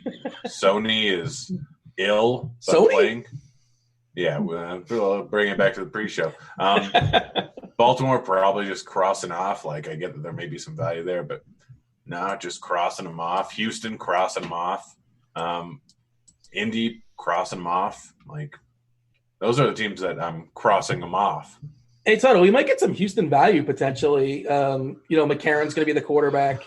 What about the cute one, Kiki? He might be interesting at a stone minimum price. I thought you were going to talk about McCarron's wife. What am I, Brett Musburger? Like an orgasm live on air? See, he's never seen a woman before, Brett Musburger. Dean, you're going to be happy to know that my sharp chat was kind of talking about Kiki this morning. What? Sorry to rain on your parade, and I kind of rained on their parade a little bit. Oh boy. How do I get an invite to that show? Do I have to write a thesis or something like that? What do I have to do to get an invite? It's a monthly subscription. Do I have to send you a D pic? Is that how it works? I know that too. But a whole different kind of headshot. The thing for me is DeAndre Carter and Kiki QT are both primarily slot receivers. I think that's their role is going to stick. I think Steven Mitchell is going to operate as wide receiver 2, basically, with Stills at 1. And so if you have that scenario, then it's Carter and QT splitting playing time in the slot position. And again, Carter's been playing ahead of QT all season, or at least the second half of the season. So I don't think I don't think QT's role is going to expand suddenly in this spot. I mean, I really still think Carter's going to play ahead of him. Hey, what do you think? Has your chat brought up? This is not a fun name, but he's also super, super cheap. Boykin, can he get some run? And the matchup's not great either. And the quarterback, who knows? We're gonna have multiple quarterbacks probably throwing him today in Baltimore. But is he another guy just throwing around?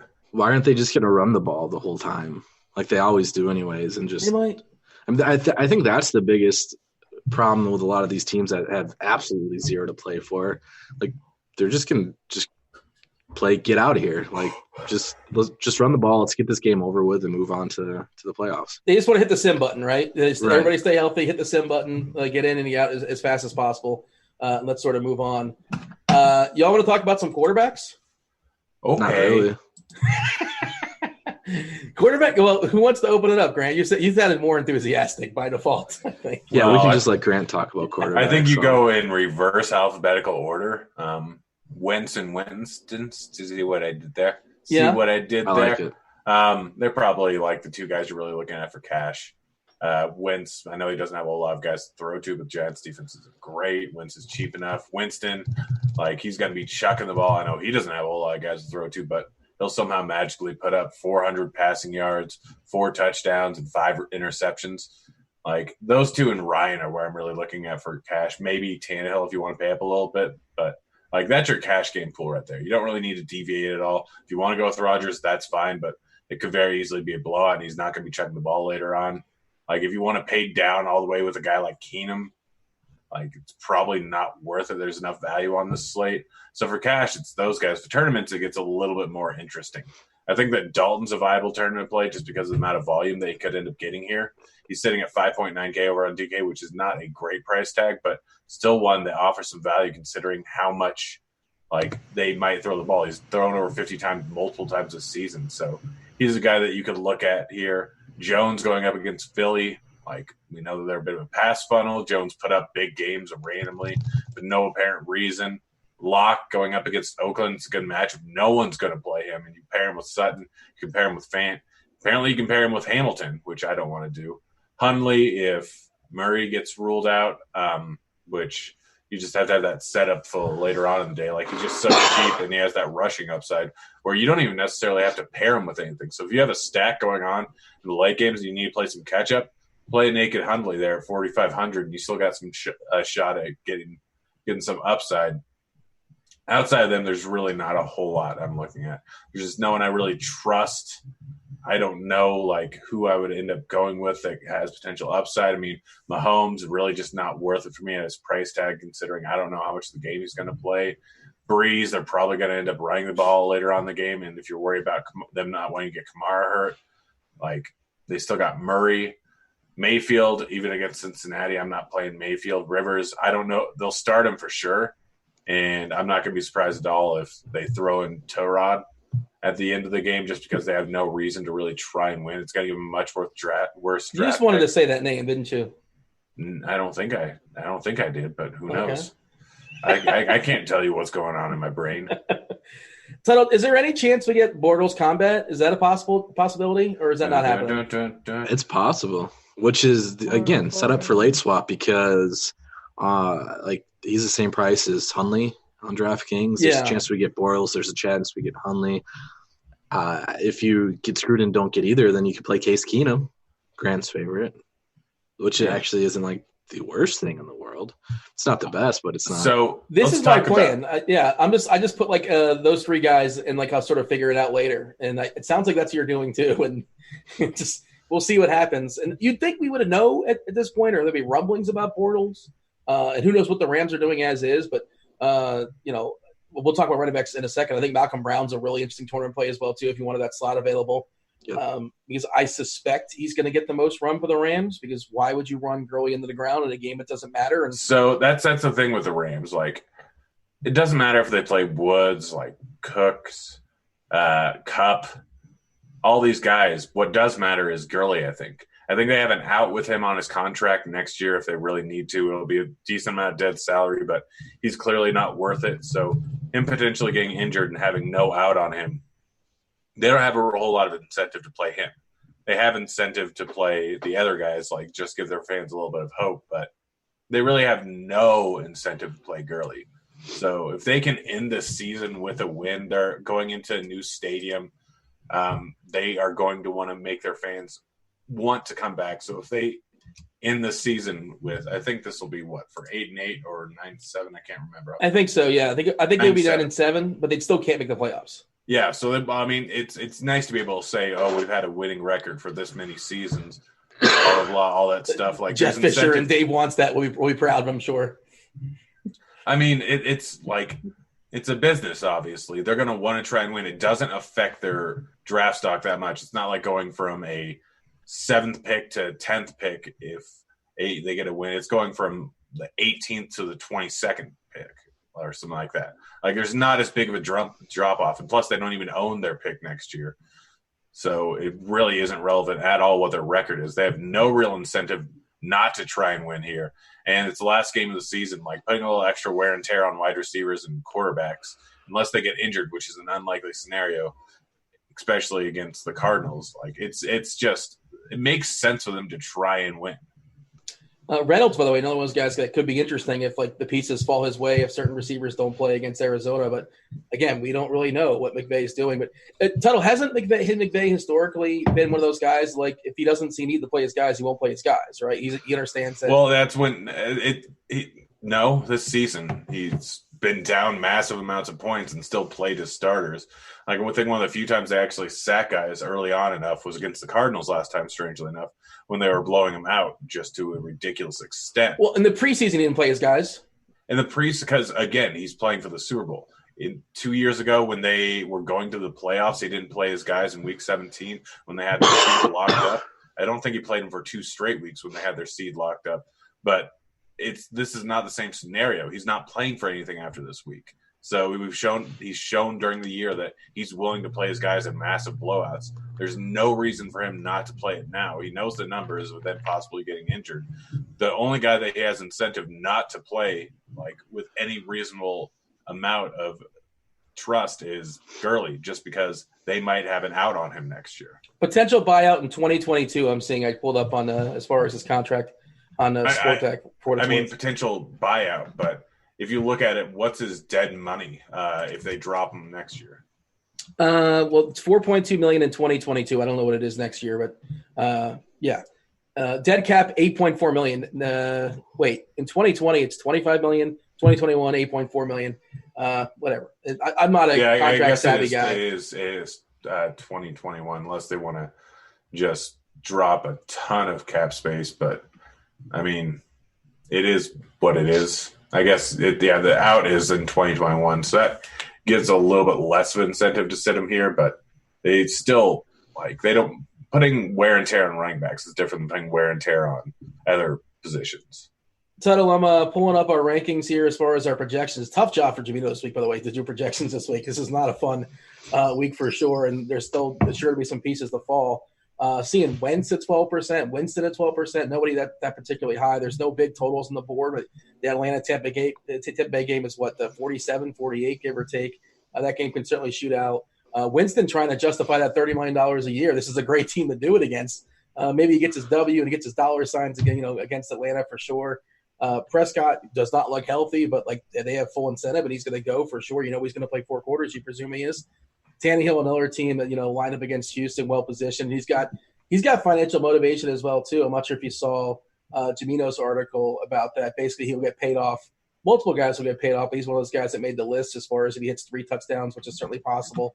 How much do we care about these things, like the motivation along the way? And some guys getting 1,000 yards, which is kind of a marker for some people. And his receiver Brown is one of those guys that's less than $100 short of 1,000. Do we care about this stuff? Or maybe not really. I would say probably care about it more actually for the teams that have nothing else to play for. Yeah, and it's a different scenario, like especially with a rookie wide receiver on his rookie contract. The $250,000 means a whole lot more than it does to other guys. And the front office wants to keep your rookie guys and guys under your rookie contract happy. So it makes a little bit more sense with them than it does guys that you're not sure if you're bringing back at the end of the contract. Like it's a different situation for a lot of different guys, especially bad teams that are going to be under the salary cap. Remember, the salary cap rolls over So there's a whole bunch of different things to take into account. A team like the Saints, where Bridgewater needs 1 touchdown to get a bonus, not really something. Bridgewater? Yeah, Teddy. Okay. Yeah. I didn't know that. What was his bonus number? Well, I guess he's played for several weeks, so I suppose. I can't remember if it was 250,000 or $1 million. If he gets 10 touchdowns. Okay. But in any case, like, it's not something they need to do. If they want to keep him around, this isn't going to push him over the edge one way or another. And let's be honest, like, they don't really want to pay extra money when they're already so close to the cap each and every single year. And it might sacrifice a little bit of value of bringing on other guys if they end up doing that, because I think there's a rollover effect with bonuses. So give me your favorite quarterbacks. I think Grant mentioned the ones that I think you're focusing in on: Cash, Wentz, and Winston. Projection systems love Dak, but they're also not accurately picking up, his injury. If you think, a week or whatever was long enough for him to kind of trend back in the right direction and actually become accurate throwing the ball, then I think Dak makes a lot of sense in tournaments. I do like Aaron Rodgers a lot in tournaments as well. We know the spot's really good. We know Green Bay has to win. It's a spot where I think it's a pretty easy – it's an easy enough matchup where they can dictate or pretty much do whatever they want on offense, and I think it's a good spot to get Rodgers his game. I think is that a leverage move? Because we'll talk about Jones in a second, but Jones is going to be popular for sure with Williams being out. Yeah, it definitely could be used as a leverage play. We've seen Rodgers hasn't been consistent production-wise this season, but he's still had spiked games. He had that 46-point DraftKings performance back in Week 7. Like I said, I think this is a spot where they just let him sling it around a little bit, get the passing game going into the playoffs. They know they can run the ball. I like not to cut you off, but you got boots in the ground there, because I've heard this one about the running back as far as why am I losing his name? Jamal Williams will. Yeah, so Jones is 2 touchdowns away from getting the record all time for running back touchdowns in Green Bay. Is that not a thing? Amon Green, I can't keep track of all the records, to be honest. Amon Green, haven't heard that name in a while. I think he signed with the Seahawks afterwards. Dude, Amon Green was also on – he was one of the names I saw on one of the records McCaffrey was chasing, and I was like, what the – it might have been the 1,000. I'm like, no, really? It might have been, yeah. Okay. I don't think so. There's only 2 guys that have done the 1,000. There was 3. That's Craig and Falk. I think it's 2. 2 and Falk did it twice, maybe. That might be it. I don't know. I didn't mean to derail the conversation. Now I want to see this, though, because I know I saw Amon Green's name. Amon Green, yeah, he went for 2,200, 2,300 rushing and receiving yards combined back in 2003. Okay. He also had a 98-yard touchdown run then, if you remember correctly. Yeah, he was a beast for a while, and he really liked Batman. If I remember correctly. Everyone really likes Batman. But he was like the Batman shoes, like nonstop or something like that. Well, there you go. Did he wear a cape around? Because that would be a just real power move in the locker room. He had the Batman car too, actually, if I remember correctly. Anyways, okay, that is a power move. Yeah.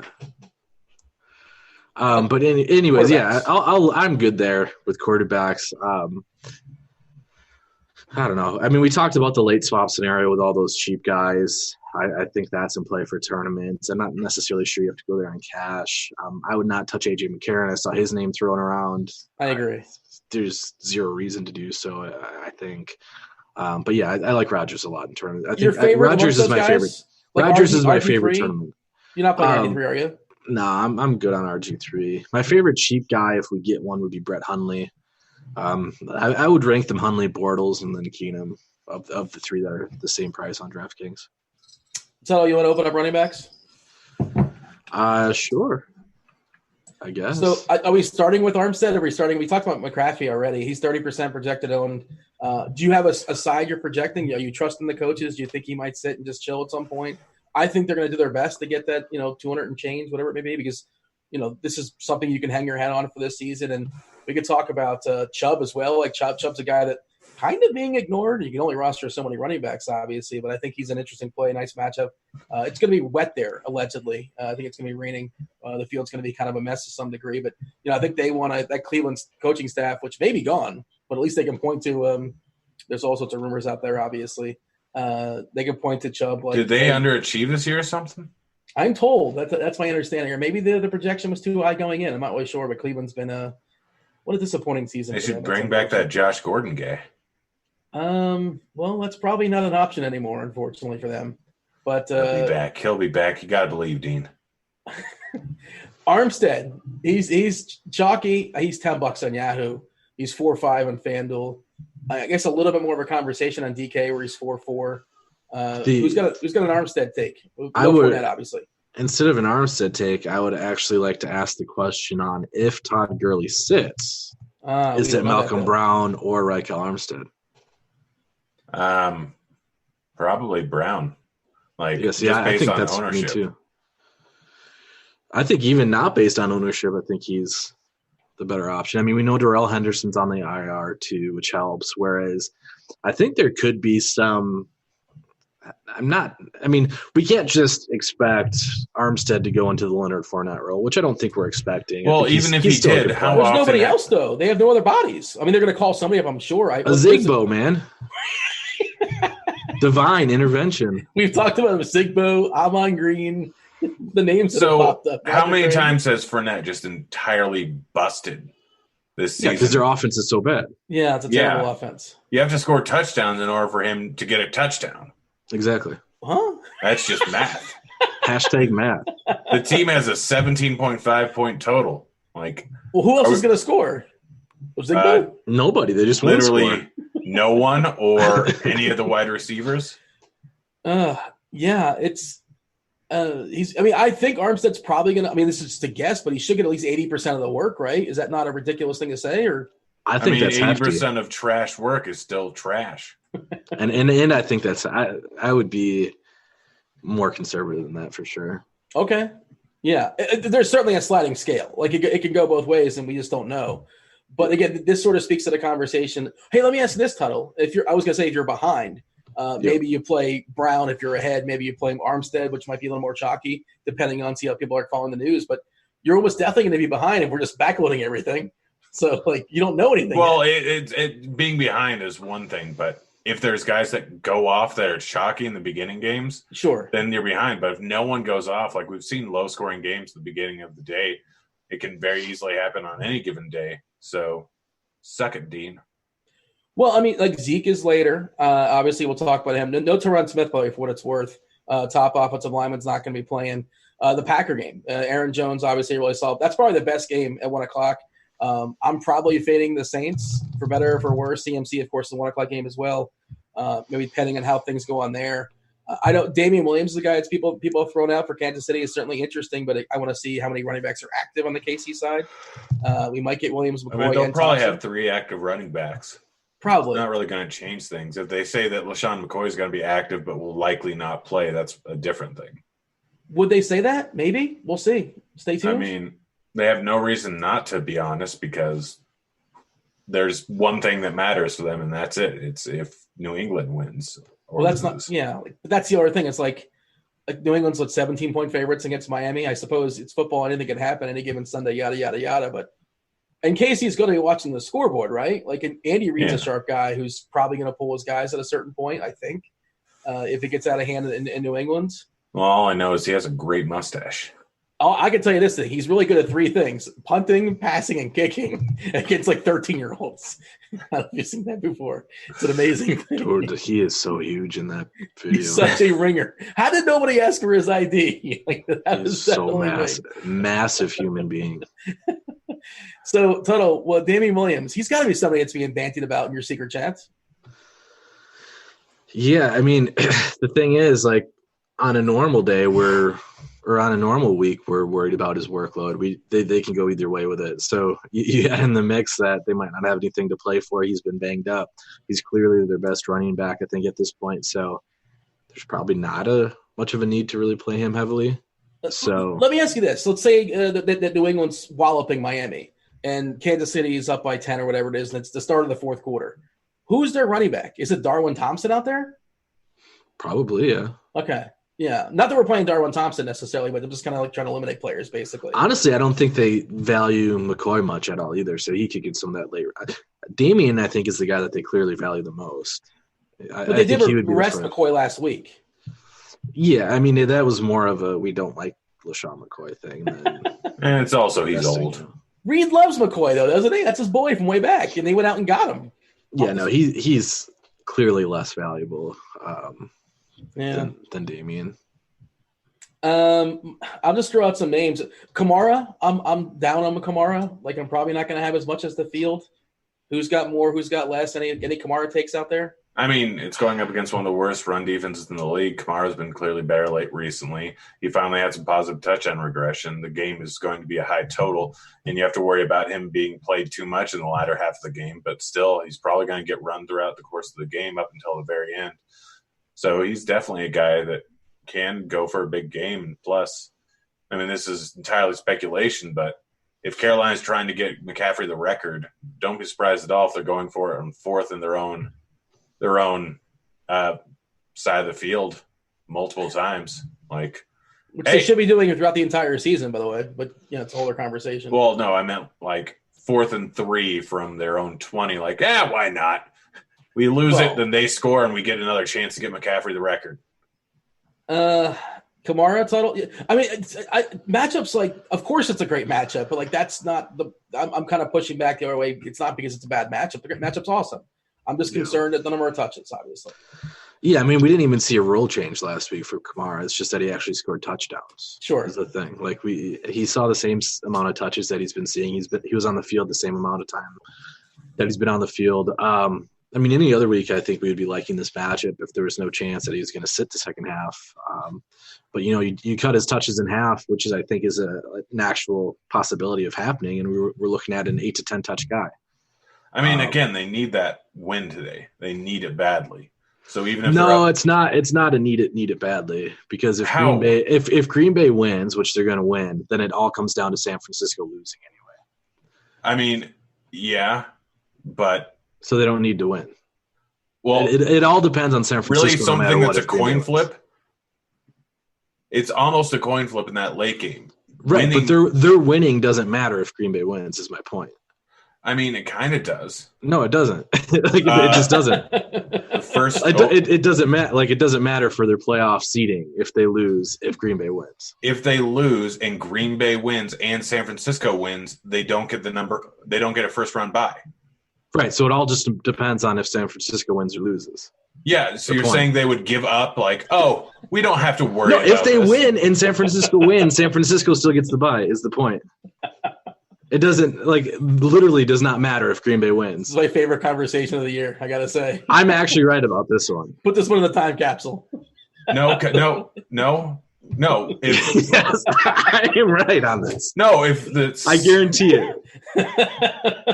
Man, math is tough. That is tough. Surrender, Grant, surrender. No, Tyler's right. I went through everything in my head. So, somebody was getting lost for me on this late title that I think might have been a little more popular early in the week, but the news is kind of generated. And I don't like the matchup anyway, but DeAndre Washington is just kind of getting thrown away for me. I don't know. I think there's better plays when better plays will pop up. I'd rather play Brown. Yeah. I'd rather play Brown than him under the presumption that Gurley doesn't get much run. I'd rather play Armstead. And I don't love the matchup here against Denver. I prefer, the Denver side as opposed to the Oakland side. Are you with me on that as far as Washington? Yeah. I am. Dynamite. I mean, there's not much more to say to it. I agree. How about Henry? Because I think an interesting strategy would be just play one of the skill players on Tennessee. Henry, I know he doesn't catch the ball, but he can also run for 200 yards. And A.J. Brown, another one of those guys, I think he's going to have a big day against Houston. I like Tannehill as well, like pairing him with Tannehill. I'm big in that Tennessee side, 25 team total. Derrick Henry, is he going to be kind of, I don't want to say lost, but 10%, Grant? Is that about right? Are you going to have more or less? I'm probably going to have more. I really like Henry today. We saw what he was doing prior to last week when he got injured. Even the week before, I think it was 2 yards off from getting a 100-yard bonus, and he got his touchdown snaked by Tannehill, but prior to that, he was putting up 25, 30 points every single game.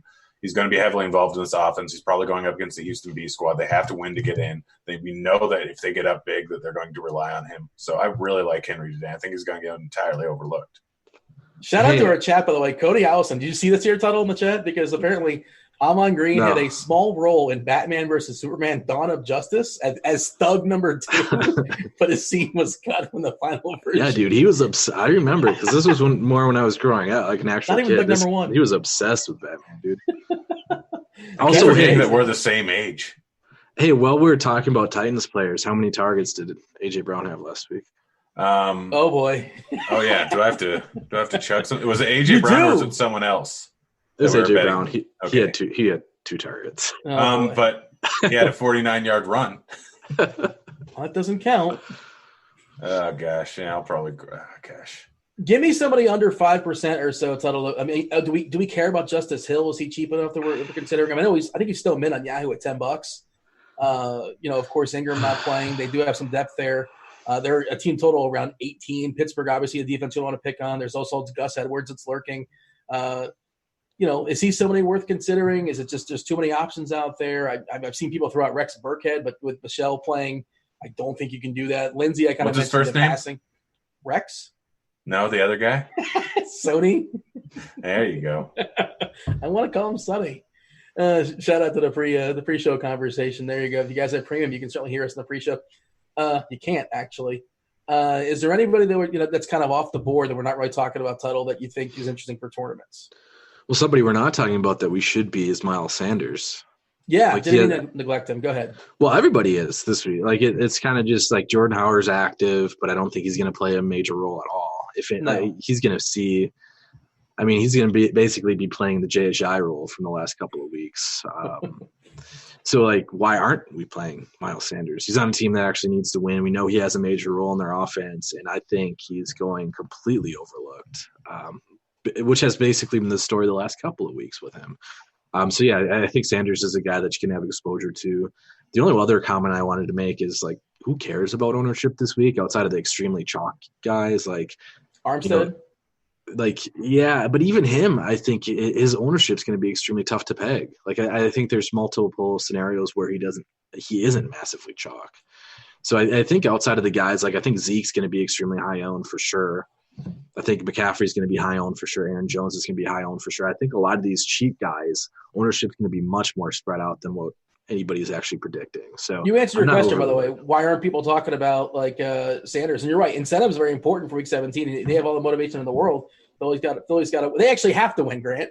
What about the Drake? Do you love the Drake? Yeah, I gotta love the Drake. Been Kind one of of. the since he got traded to Arizona, he's been one of the highest scoring running backs in the entire league. And I honestly haven't run the numbers, but I believe that the Arizona running backs this year are close to the same production as CMC. You're including David Johnson? Well, I'm including not only David Johnson the first 3 weeks when he was one of the highest scoring running backs in the league. I'm including Edmonds, who was the highest scoring running back 1 week and was heavily involved in the offense. Arizona running backs have put up massive numbers. I think that Drake is a restricted free agent after this year, or unrestricted. I can't remember. And they're trying to figure out if they want to bring him back or if they want to rely on David Johnson. Getting him as a potential guy in this offense and just the way that they've been running him the last few weeks and the production they've shown. If Humleys ends up starting, I know that the Rams are a tough defense to go against, but who knows if they're playing their entire team. Drake could be a very, very good option in this game. And the Rams might be without a couple of their top defensive players as well. It's going to stay tuned as far as the actives and inactives as well. Donald, who knows what's going to happen there. Let's move on. Is Donald good? I'm told he's good at football. Jalen Ramsey's out for sure. Yeah. That's another one that's kind of interesting as well. But all right, let's talk about wide receiver. And currently our projections are highest projected owner because we're in the world of a salary cap. He's $11 on Yahoo. By the way, they boosted him all the way up to $11 on Yahoo. He's 4.7 on DK. It's Steven Sims out of Washington. Get excited. Bless you, Tuttle. We have, of course, Mount St. Julio against Tampa. If you think that game's going to break out, that's going to be good times for sure. We saw John Ross, speaking of breaking, he broke the air yards model last week. He took 5 quarters and he took the Dolphins. But what was the air yards number? It was like one of the biggest we've seen in a while. So 283 highest this year. Yeah, that is a big number indeed. I had him and I was very depressed that Tuttle, air yards when's your birthday? a lot. January 19th. All right, let's play who's older, Case Keenum or Tuttle? I got to be older than Keenum. I'll be 32 this year. Yeah, you're like 3 weeks older than Keenum, by the way. How is this relevant? Why are we talking about this? Because we brought up Steven Sims and Case Keenum. A lot of people think he's really old. He's not. Is Keenum throwing to him? Yeah, Sims and why can't I remember his backup name or the second wide receiver? Why can't I remember his name? Harmon. Yeah, both of these guys are probably going to be fairly chalky, and I think both of them are worth it.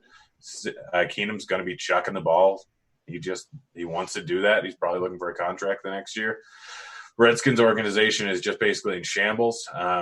So, yeah, Sims, obviously, and Harmon are very good options. And, yeah, that's words. What about Mike Thomas? You're supposed to just play him every single week in cash games and force feed the role of a salary cap. And New Orleans, we're not really sure what their incentive is going to be come the fourth quarter. It might not matter. Who knows? He did get the record last week, but like every catch he gets adds on to that record, makes that even tougher and tougher to break years going forward. I don't know what to do with him, Tuttle. Mike Thomas, what do we do? Probably best to fade. Well, you don't like saying that. It doesn't sound like it. No, I mean, I think that's the move, though. There's at this price tag, there has to be more downside than upside in playing. I mean, when was the last time we said that? Yeah, I know. That's why I don't like to say it, but it's kind of the same thing. Like, if you agree with me that the Saints have nothing to play for if Green Bay wins, I mean, yeah. If you understand the if you actual understand playoff scenario. You got me, Tuttle. You got me good. Very subtle. But I mean, that's like, all jokes aside, like, that's the thing. Like, and he popped up on the injury report this week too. It's just like hand. Yeah. So he only needs one hand to catch. I just love how you just hand. I had the body parts in there. He's 10K on DraftKings. Like, there's a lot of downside to that price tag if he only plays a half. Yeah. You pivot into a guy like Julio, or it's Adams, right? But so can you play Adams and Jones in the same team? I guess you can. Like, they're going to score potentially, 4 or 5 touchdowns there, Green Bay. I mean, yeah, Julio might have 20 targets in this game. Yeah, well, it's funny. I was thinking Jones on the both Packers. I was thinking Aaron Jones and Devontae Adams. But, yeah, I guess I understand why that would be the confusion. Because there's more than one player with the same last name? It's a popular last name. And the name is Jones. Unbelievable. That's such a rare last name. Yeah, so, okay, Grant, talk about Julio because he might get 20 targets again, maybe? I don't know. Yeah, I mean, that's just what they're force-feeding him pretty much every single game now without Ridley in there. It's going up against Tampa. We know what Tampa is, although their defense has been a little better for opposing wide receivers in recent weeks. Still, Julio going to get massive volume, should crush in this spot here. And you play him, you play Adams. I still think you play Michael Thomas. Like, you're getting massive amounts of upside with all of them. If you're going to pay down at running back, pay down at quarterback, you have to spend up somewhere. The fact that Goddard has become chalk at tight end, which we'll get to soon, means that we're going to probably have money to spend up on. And I think more people are going to avoid Thomas. So I really still do like the Germans, considering he can have over 100 yards and 2 touchdowns in the first half. We know how this team can do things. So, yeah, all 3 of the spend-up guys are all great, and I don't really have a huge lean towards any of them, maybe a slight lean towards Jones. Tuttle, Aaron Jones and Adams, can you play them in the same lineup? I think it's not a terrible idea just to play one, lock in one of those guys no matter what. Like, how else is Green Bay going to score? I guess Lazard can do some things. Who knows? We shall see. But is that something that you're considering? And again, we're talking about backloading as well, and that's an early game. So, of course, they can both go off. What's your thought as far as playing those guys together? Yeah, I do think you can play him in the same lineup. Again, though, you're allocating a lot of salary, which would be the obvious downside to it. But it's hard to find guys that are going to be productive that are actually have something to play for. So yeah, I think you can do so. I think you could make arguments against it in tournaments, just because of their price tags. That it'd be tough for them to both really, have the games that you need for a GPP winning lineup. But in cash games, I'm cool with it. Run down some receivers that are popping for you. You talk about incentive, like A.J. Brown's got incentive. I think he's certainly interesting. I made it pretty clear. I like him and Tannehill as a combination platter. Sutton seems pretty too cheap on Yahoo specifically. And you can build your own narrative, I suppose. Sutton and Locke are probably going to be the helicopter. Yeah, I know it's the helicopter. The helicopter's crashed of late, hasn't it? I feel like it has. It's crashed 2 out of 10 weeks. Yeah, okay, but I'm recency bias. Yeah, it kind of crashed one week in which the guy got 100 yards and a touchdown. Whatever. He's a Suck good play. it, Dean. You're just trying to get off the ground because Tuttle like ended you basically like Mortal Kombat style. Tuttle got me good. I blame the lack of sleep, and also my Echo Show. I accidentally said its name. Is sitting right next to me, giving me news. Apparently, Volkswagen's electric car is beating expectations in terms of timetable. Why is that relevant right now? Do you have one on layaway if you put down a down payment? I mean, no. I Uber everywhere. There's no point in getting an electric car. The Sutton Lock combination. You want to have like good chemistry going in the next year, and like Brits the next year. I suppose you can make that story, or this is a nice matchup to take advantage of. So as the Oakland side, and Lindsay looks an interesting play as well too. But Sutton for $21 on Yahoo just seems way too cheap. Super talented receiver. Run down some guys, Tuttle. We're almost running out of time because of course we have crunch time. Well, no, crunch time's on layaway. It's after the other premium show, which is Grant, Tip and Pick, and Cards. But I do want to get some questions as well. If you guys are watching us on YouTube. Wait, did I say Grant? Yes. Glad I'm on your mind. It's Cards. Oh, it's Brit. Yeah, for some reason I confused you with Brit. There you go. Apologies to Brit. My bad. I mean, we like large amounts of fast food. There you go. That's the common theme. Give me some receivers, Tuttle. I mean, talking about incentives, Randall Cobb needs 5 catches. That's like his ceiling, isn't it? He's actually really cheap on DraftKings. So, like, oh boy, I don't think he's a terrible player. What do we think about, like, honestly, the Dallas wide receivers? I get that Dak is injured, but still, it's going up against Washington. I think pretty much all their guys are out in the secondary. Yeah, I mean, I thought it was a good spot to buy low last week, and boy, was I wrong. But I do think it's a good spot again. Extra week removed from his shoulder injury, and he gets a better matchup here. Yeah, like I'm down with it still. Amari Cooper's going to be really low owned. We've seen him, post 40-point upside before. I think he's an excellent tournament option. A guy that I have zero reasoning for at all. Probably shouldn't even be playing, but I'm kind of thinking that they want to get him one good game this season. T.Y. Hilton against the Jaguars. I believe his name is Ty Hilton. T.Y. I think it's not. Yeah. Again, no reasoning for it, whatever, but he hasn't had a 100-yard receiving game yet this season. I think they get it to him. Neither is Lev Bell, by the way. I think Lev Bell has no 100-yard games as well this year. Yeah, do they really? He's another guy I actually do kind of like, Lev Bell. He's cheap. No. He's cheap, man. I get it. I understand it, but I just no. Grant, throw out some of the low-owned receivers that you're looking at. All right, well, let me pull up RG's ownership report here. Keenan Allen sitting there at 7% projected ownership at 6.1K, going up against the Chiefs in a game where it could be Philip Rivers' last game, and he gets the volume here. I already mentioned both the Dallas guys. I think that Cooper is going to be low-owned. He's a guy that could absolutely crush in this matchup just because of the matchup and the fact that Dak may throw the ball a ton. Outside of him, not really seeing a whole lot in terms of low-owned guys. Robinson would probably be one of the main guys I want to go with. Minnesota playing all their B guys. Chicago wants to win this game. I know they have a low point total, but that's just going to decline ownership. But the volume should actually absolutely be there for Robinson, so he can crush in this spot. Mike Williams, because I have to mention every single Chargers player, every single show. It's part of my contract. Mike Williams has been crushing. Going to get some volume here. Rivers' last game, blah, blah, blah. Woods projected at 1% ownership, and we saw what he did last time against the Cardinals. You have nothing to play for, but Woods should see volume in this spot if they decide to play their players. Those are the low-owned guys that I really like. So, do you care about any of these Minnesota receivers like Johnson or Treadwell or even Wims on the other side? Like, they're also early game, which I'd rather not be locked in, but I guess they're sort of interesting. Minnesota might just run the ball 60 times and throw it 12 with Sean Mannion, which shout out Sean Mannion. I didn't know he was still in the league. Good for him. Oregon State, I believe. I'm good on that. Beavers. If anything, it's the flop leg Mike Boone week. If anything. Oh, yeah. But he did so bad last time. It has to happen again based on math. They were behind, and I think Abdul was the better pass catcher, right? Is that what happened there? Yeah, essentially. Don't bring the logic into math. We do have some questions compiling here in the YouTube. If you guys are watching this YouTube, feel free to like and subscribe. We'll ask as many questions as possible before we pass it along to Britt, Tip and Pick and Cards. It was kind of alluded to earlier. Dallas Goddard chalk week. He's the last man standing. He's Tim Allen there in Philadelphia with no Ertz, no receivers. They have Greg Ward, I suppose.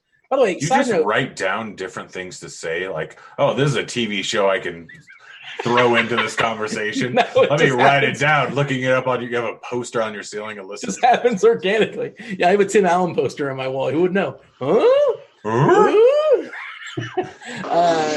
So yeah, Goddard is a great. But Greg Ward, they're gonna have a goofy play for him one of these days, aren't they? Former quarterback. Like, why is he not like doing a gadget play? All right, just throwing it out there. Because who would he throw it to? Himself. All right, let me throw it to the only wide receiver here, me. I don't know, Wentz. All right, Philly special. Who knows what's going on there in Philadelphia? Let's talk about Goddard. Are we embracing the chalk? Are we eating that chalk there, Tuttle? Because it's really good chalk, I think. Yeah, I think it's good chalk. The other thing is like they're not going to steer away from 2 tight end sets. That's not going to happen. So a guy that I do think is getting overlooked a little bit is Joshua Perkins. Ironically, the only fantasy points he scored this season were against the Giants. He had 5 receptions in that game, caught all 5 balls thrown his way. If it was a different team where they actually had receivers that they could play, I would be a little bit more worried that they would just run less 2 tight end sets. But we already mentioned that they don't have receivers to play. So I think Perkins is going to be on the field a lot. He's basically taking over the Goddard role, which was running a route on 80% of the dropbacks for Wentz the last couple of weeks. So Perkins is extremely cheap. He's min-priced, I think, everywhere. He's a guy that I think is a really good play in tournaments and a really good leverage play as well. So basically, you're going to play an Eagles tight end. If not Goddard, it's Perkins. Is there anybody else? I know the Tampa guys people are throwing out there because they've kind of a similar situation as far as being short on bodies. But trusting Tampa tight ends has not been a fun deal this season for sure. They've had their moments, I suppose, here and there, but mostly it's been poor. Give me a tournament guy or two, Grant, because I want to get some questions here. Hurst or Boyle. Andrews is expected not to play, so who knows? Either one of them go for a decent game. We've seen it before, and they're going to be without one. They're 3 tight ends, so it gives them a boost to both of them. Brait going to be the lower owned of the 2 guys, and we've seen him have massive volume in certain games this year. They obviously don't have a whole lot of guys to throw to, so Brait I think would be in for a decent game here today. Waller going to get virtually no ownership. Oakland wants to win this game in all likelihood, and Waller is going up against a team that is good at shutting down opposing wide receivers, which they don't have many of. Their main running back is out, so Waller could get a decent amount of volume there, going to go low owned. And then Noah Fant, guy's good. Who's your favorite receiver on Tampa? If you're playing Winston, who are you pairing him with? It's a toss-up between Watson and Perryman. Tuttle, you got to take there? I would just go Watson because of price, but Perriman's been really good. All right, let's knock out some questions. I got a 2 for Tuttle. You're batting first. John Ross and Perryman. This is for cash. Ross and Perryman versus Sims and Keenan Allen. These are guys I'm not totally landing on in cash necessarily. It's absolutely number 2. Yeah, I'd go 2 for cash too. I think Ross is a really good tournament play though. Yeah, Sims is like a great cash game play. And I think Ross you can play in cash on FanDuel. Keenan Allen's not a terrible cash game play at 6.1K. Yeah, I just don't trust that team, but that's fair. You don't trust 10 targets every week? Suck it, Dean. Yeldon or Armstead? Is Yeldon going to get the majority of the run in Buffalo? I don't know if we can say that confidently, right? We're not considering Yeldon. It's not like he's great anyways. Yeah. We can't. I don't think we can say that confidently right now. It might break that way after our show here when we get inactives, but correct. Not currently. Pick one of these guys for cash there, Tuttle. We got Zeke or Aaron Jones, which is like the answer is kind of both depending on, but Zeke or Aaron Jones? I'll take slightly Zeke if choosing one. Grant, thoughts on Chubb, Aaron Jones, and Zeke all in the same lineup? I love it. Yeah. Would you take anybody from Detroit? Yeah, okay, yeah, Tuttle. We like the Packers. Do we like anybody in Detroit to run it back with, or is it an onslaught? Yeah, I like Galladay to run it back with. But I mean, even it's ugly, but Dusty Danny Amendola, I think, is in play too. I mean, Blau has shown that he's only going to throw the ball to those 2. They each get pretty decent target share. Galladay has the better upside, but he's more expensive. But if we want to talk incentives, Amendola's got 150 yards or something like that? Yeah, close to 137 yards. Mr. Blau, that's his name. That name again. Mr. Blau will be throwing balls to Danny Amendola. Thoughts on Mac and Cash? Tuttle, that's not something I've considered. Mac and Cash? I'm good with that. No. As in, not You guys ever had the with beer it. Mac and Jacks made up in Washington? Really good. I've not. Not But no, official do not play sponsor. Marlon Mack and Cash. Yeah, I don't like that. Ross or Gage? We prefer Ross here, don't we, Grant? Yeah. Any chance that Mayfield and OBJ shred the Bengals? I mean, Week 17, they're Yes. due, right, Tuttle? I kind of think this is the obvious Cleveland trolls everybody spot. What could have been? Yes, I really do think that's going to happen. I mean, I don't know how much money I'm actually going to invest on that happening, but it just feels so obvious that it's going to happen. Beckham, for what it's worth, is like less than 100 yards from 1,000 if he cares about something like that. Drake or Mixon on FanDuel, Tuttle? Drake. Yeah. Give me your favorite combination platter, Grant. Like, give me some kind of correlation play. What do you have for me? Oh, And a defense too. Defense? No, defense is tough, but I don't know. Goddard and Wentz, I guess, is the obvious one. Tuttle, see it and raise it. Rodgers to Adams. And If this Bears defense on sites where they're pretty much minimum price. Well, you can get the Bears defense at 30% owned. You just got to play them on DK. Gotta do it. How could you not? Gotta do it. Because it's a volatile position, you dummy. Mike Singletary is not coming out that. All right, that's our show. I'm not sure if we'll be back next week. I don't know. Feel free to stay tuned. Like and subscribe on YouTube, and you'll get the notifications, and you'll know then for sure. If not, thanks for watching this year. We've appreciated it. Thank you, Yahoo, for sponsoring the show.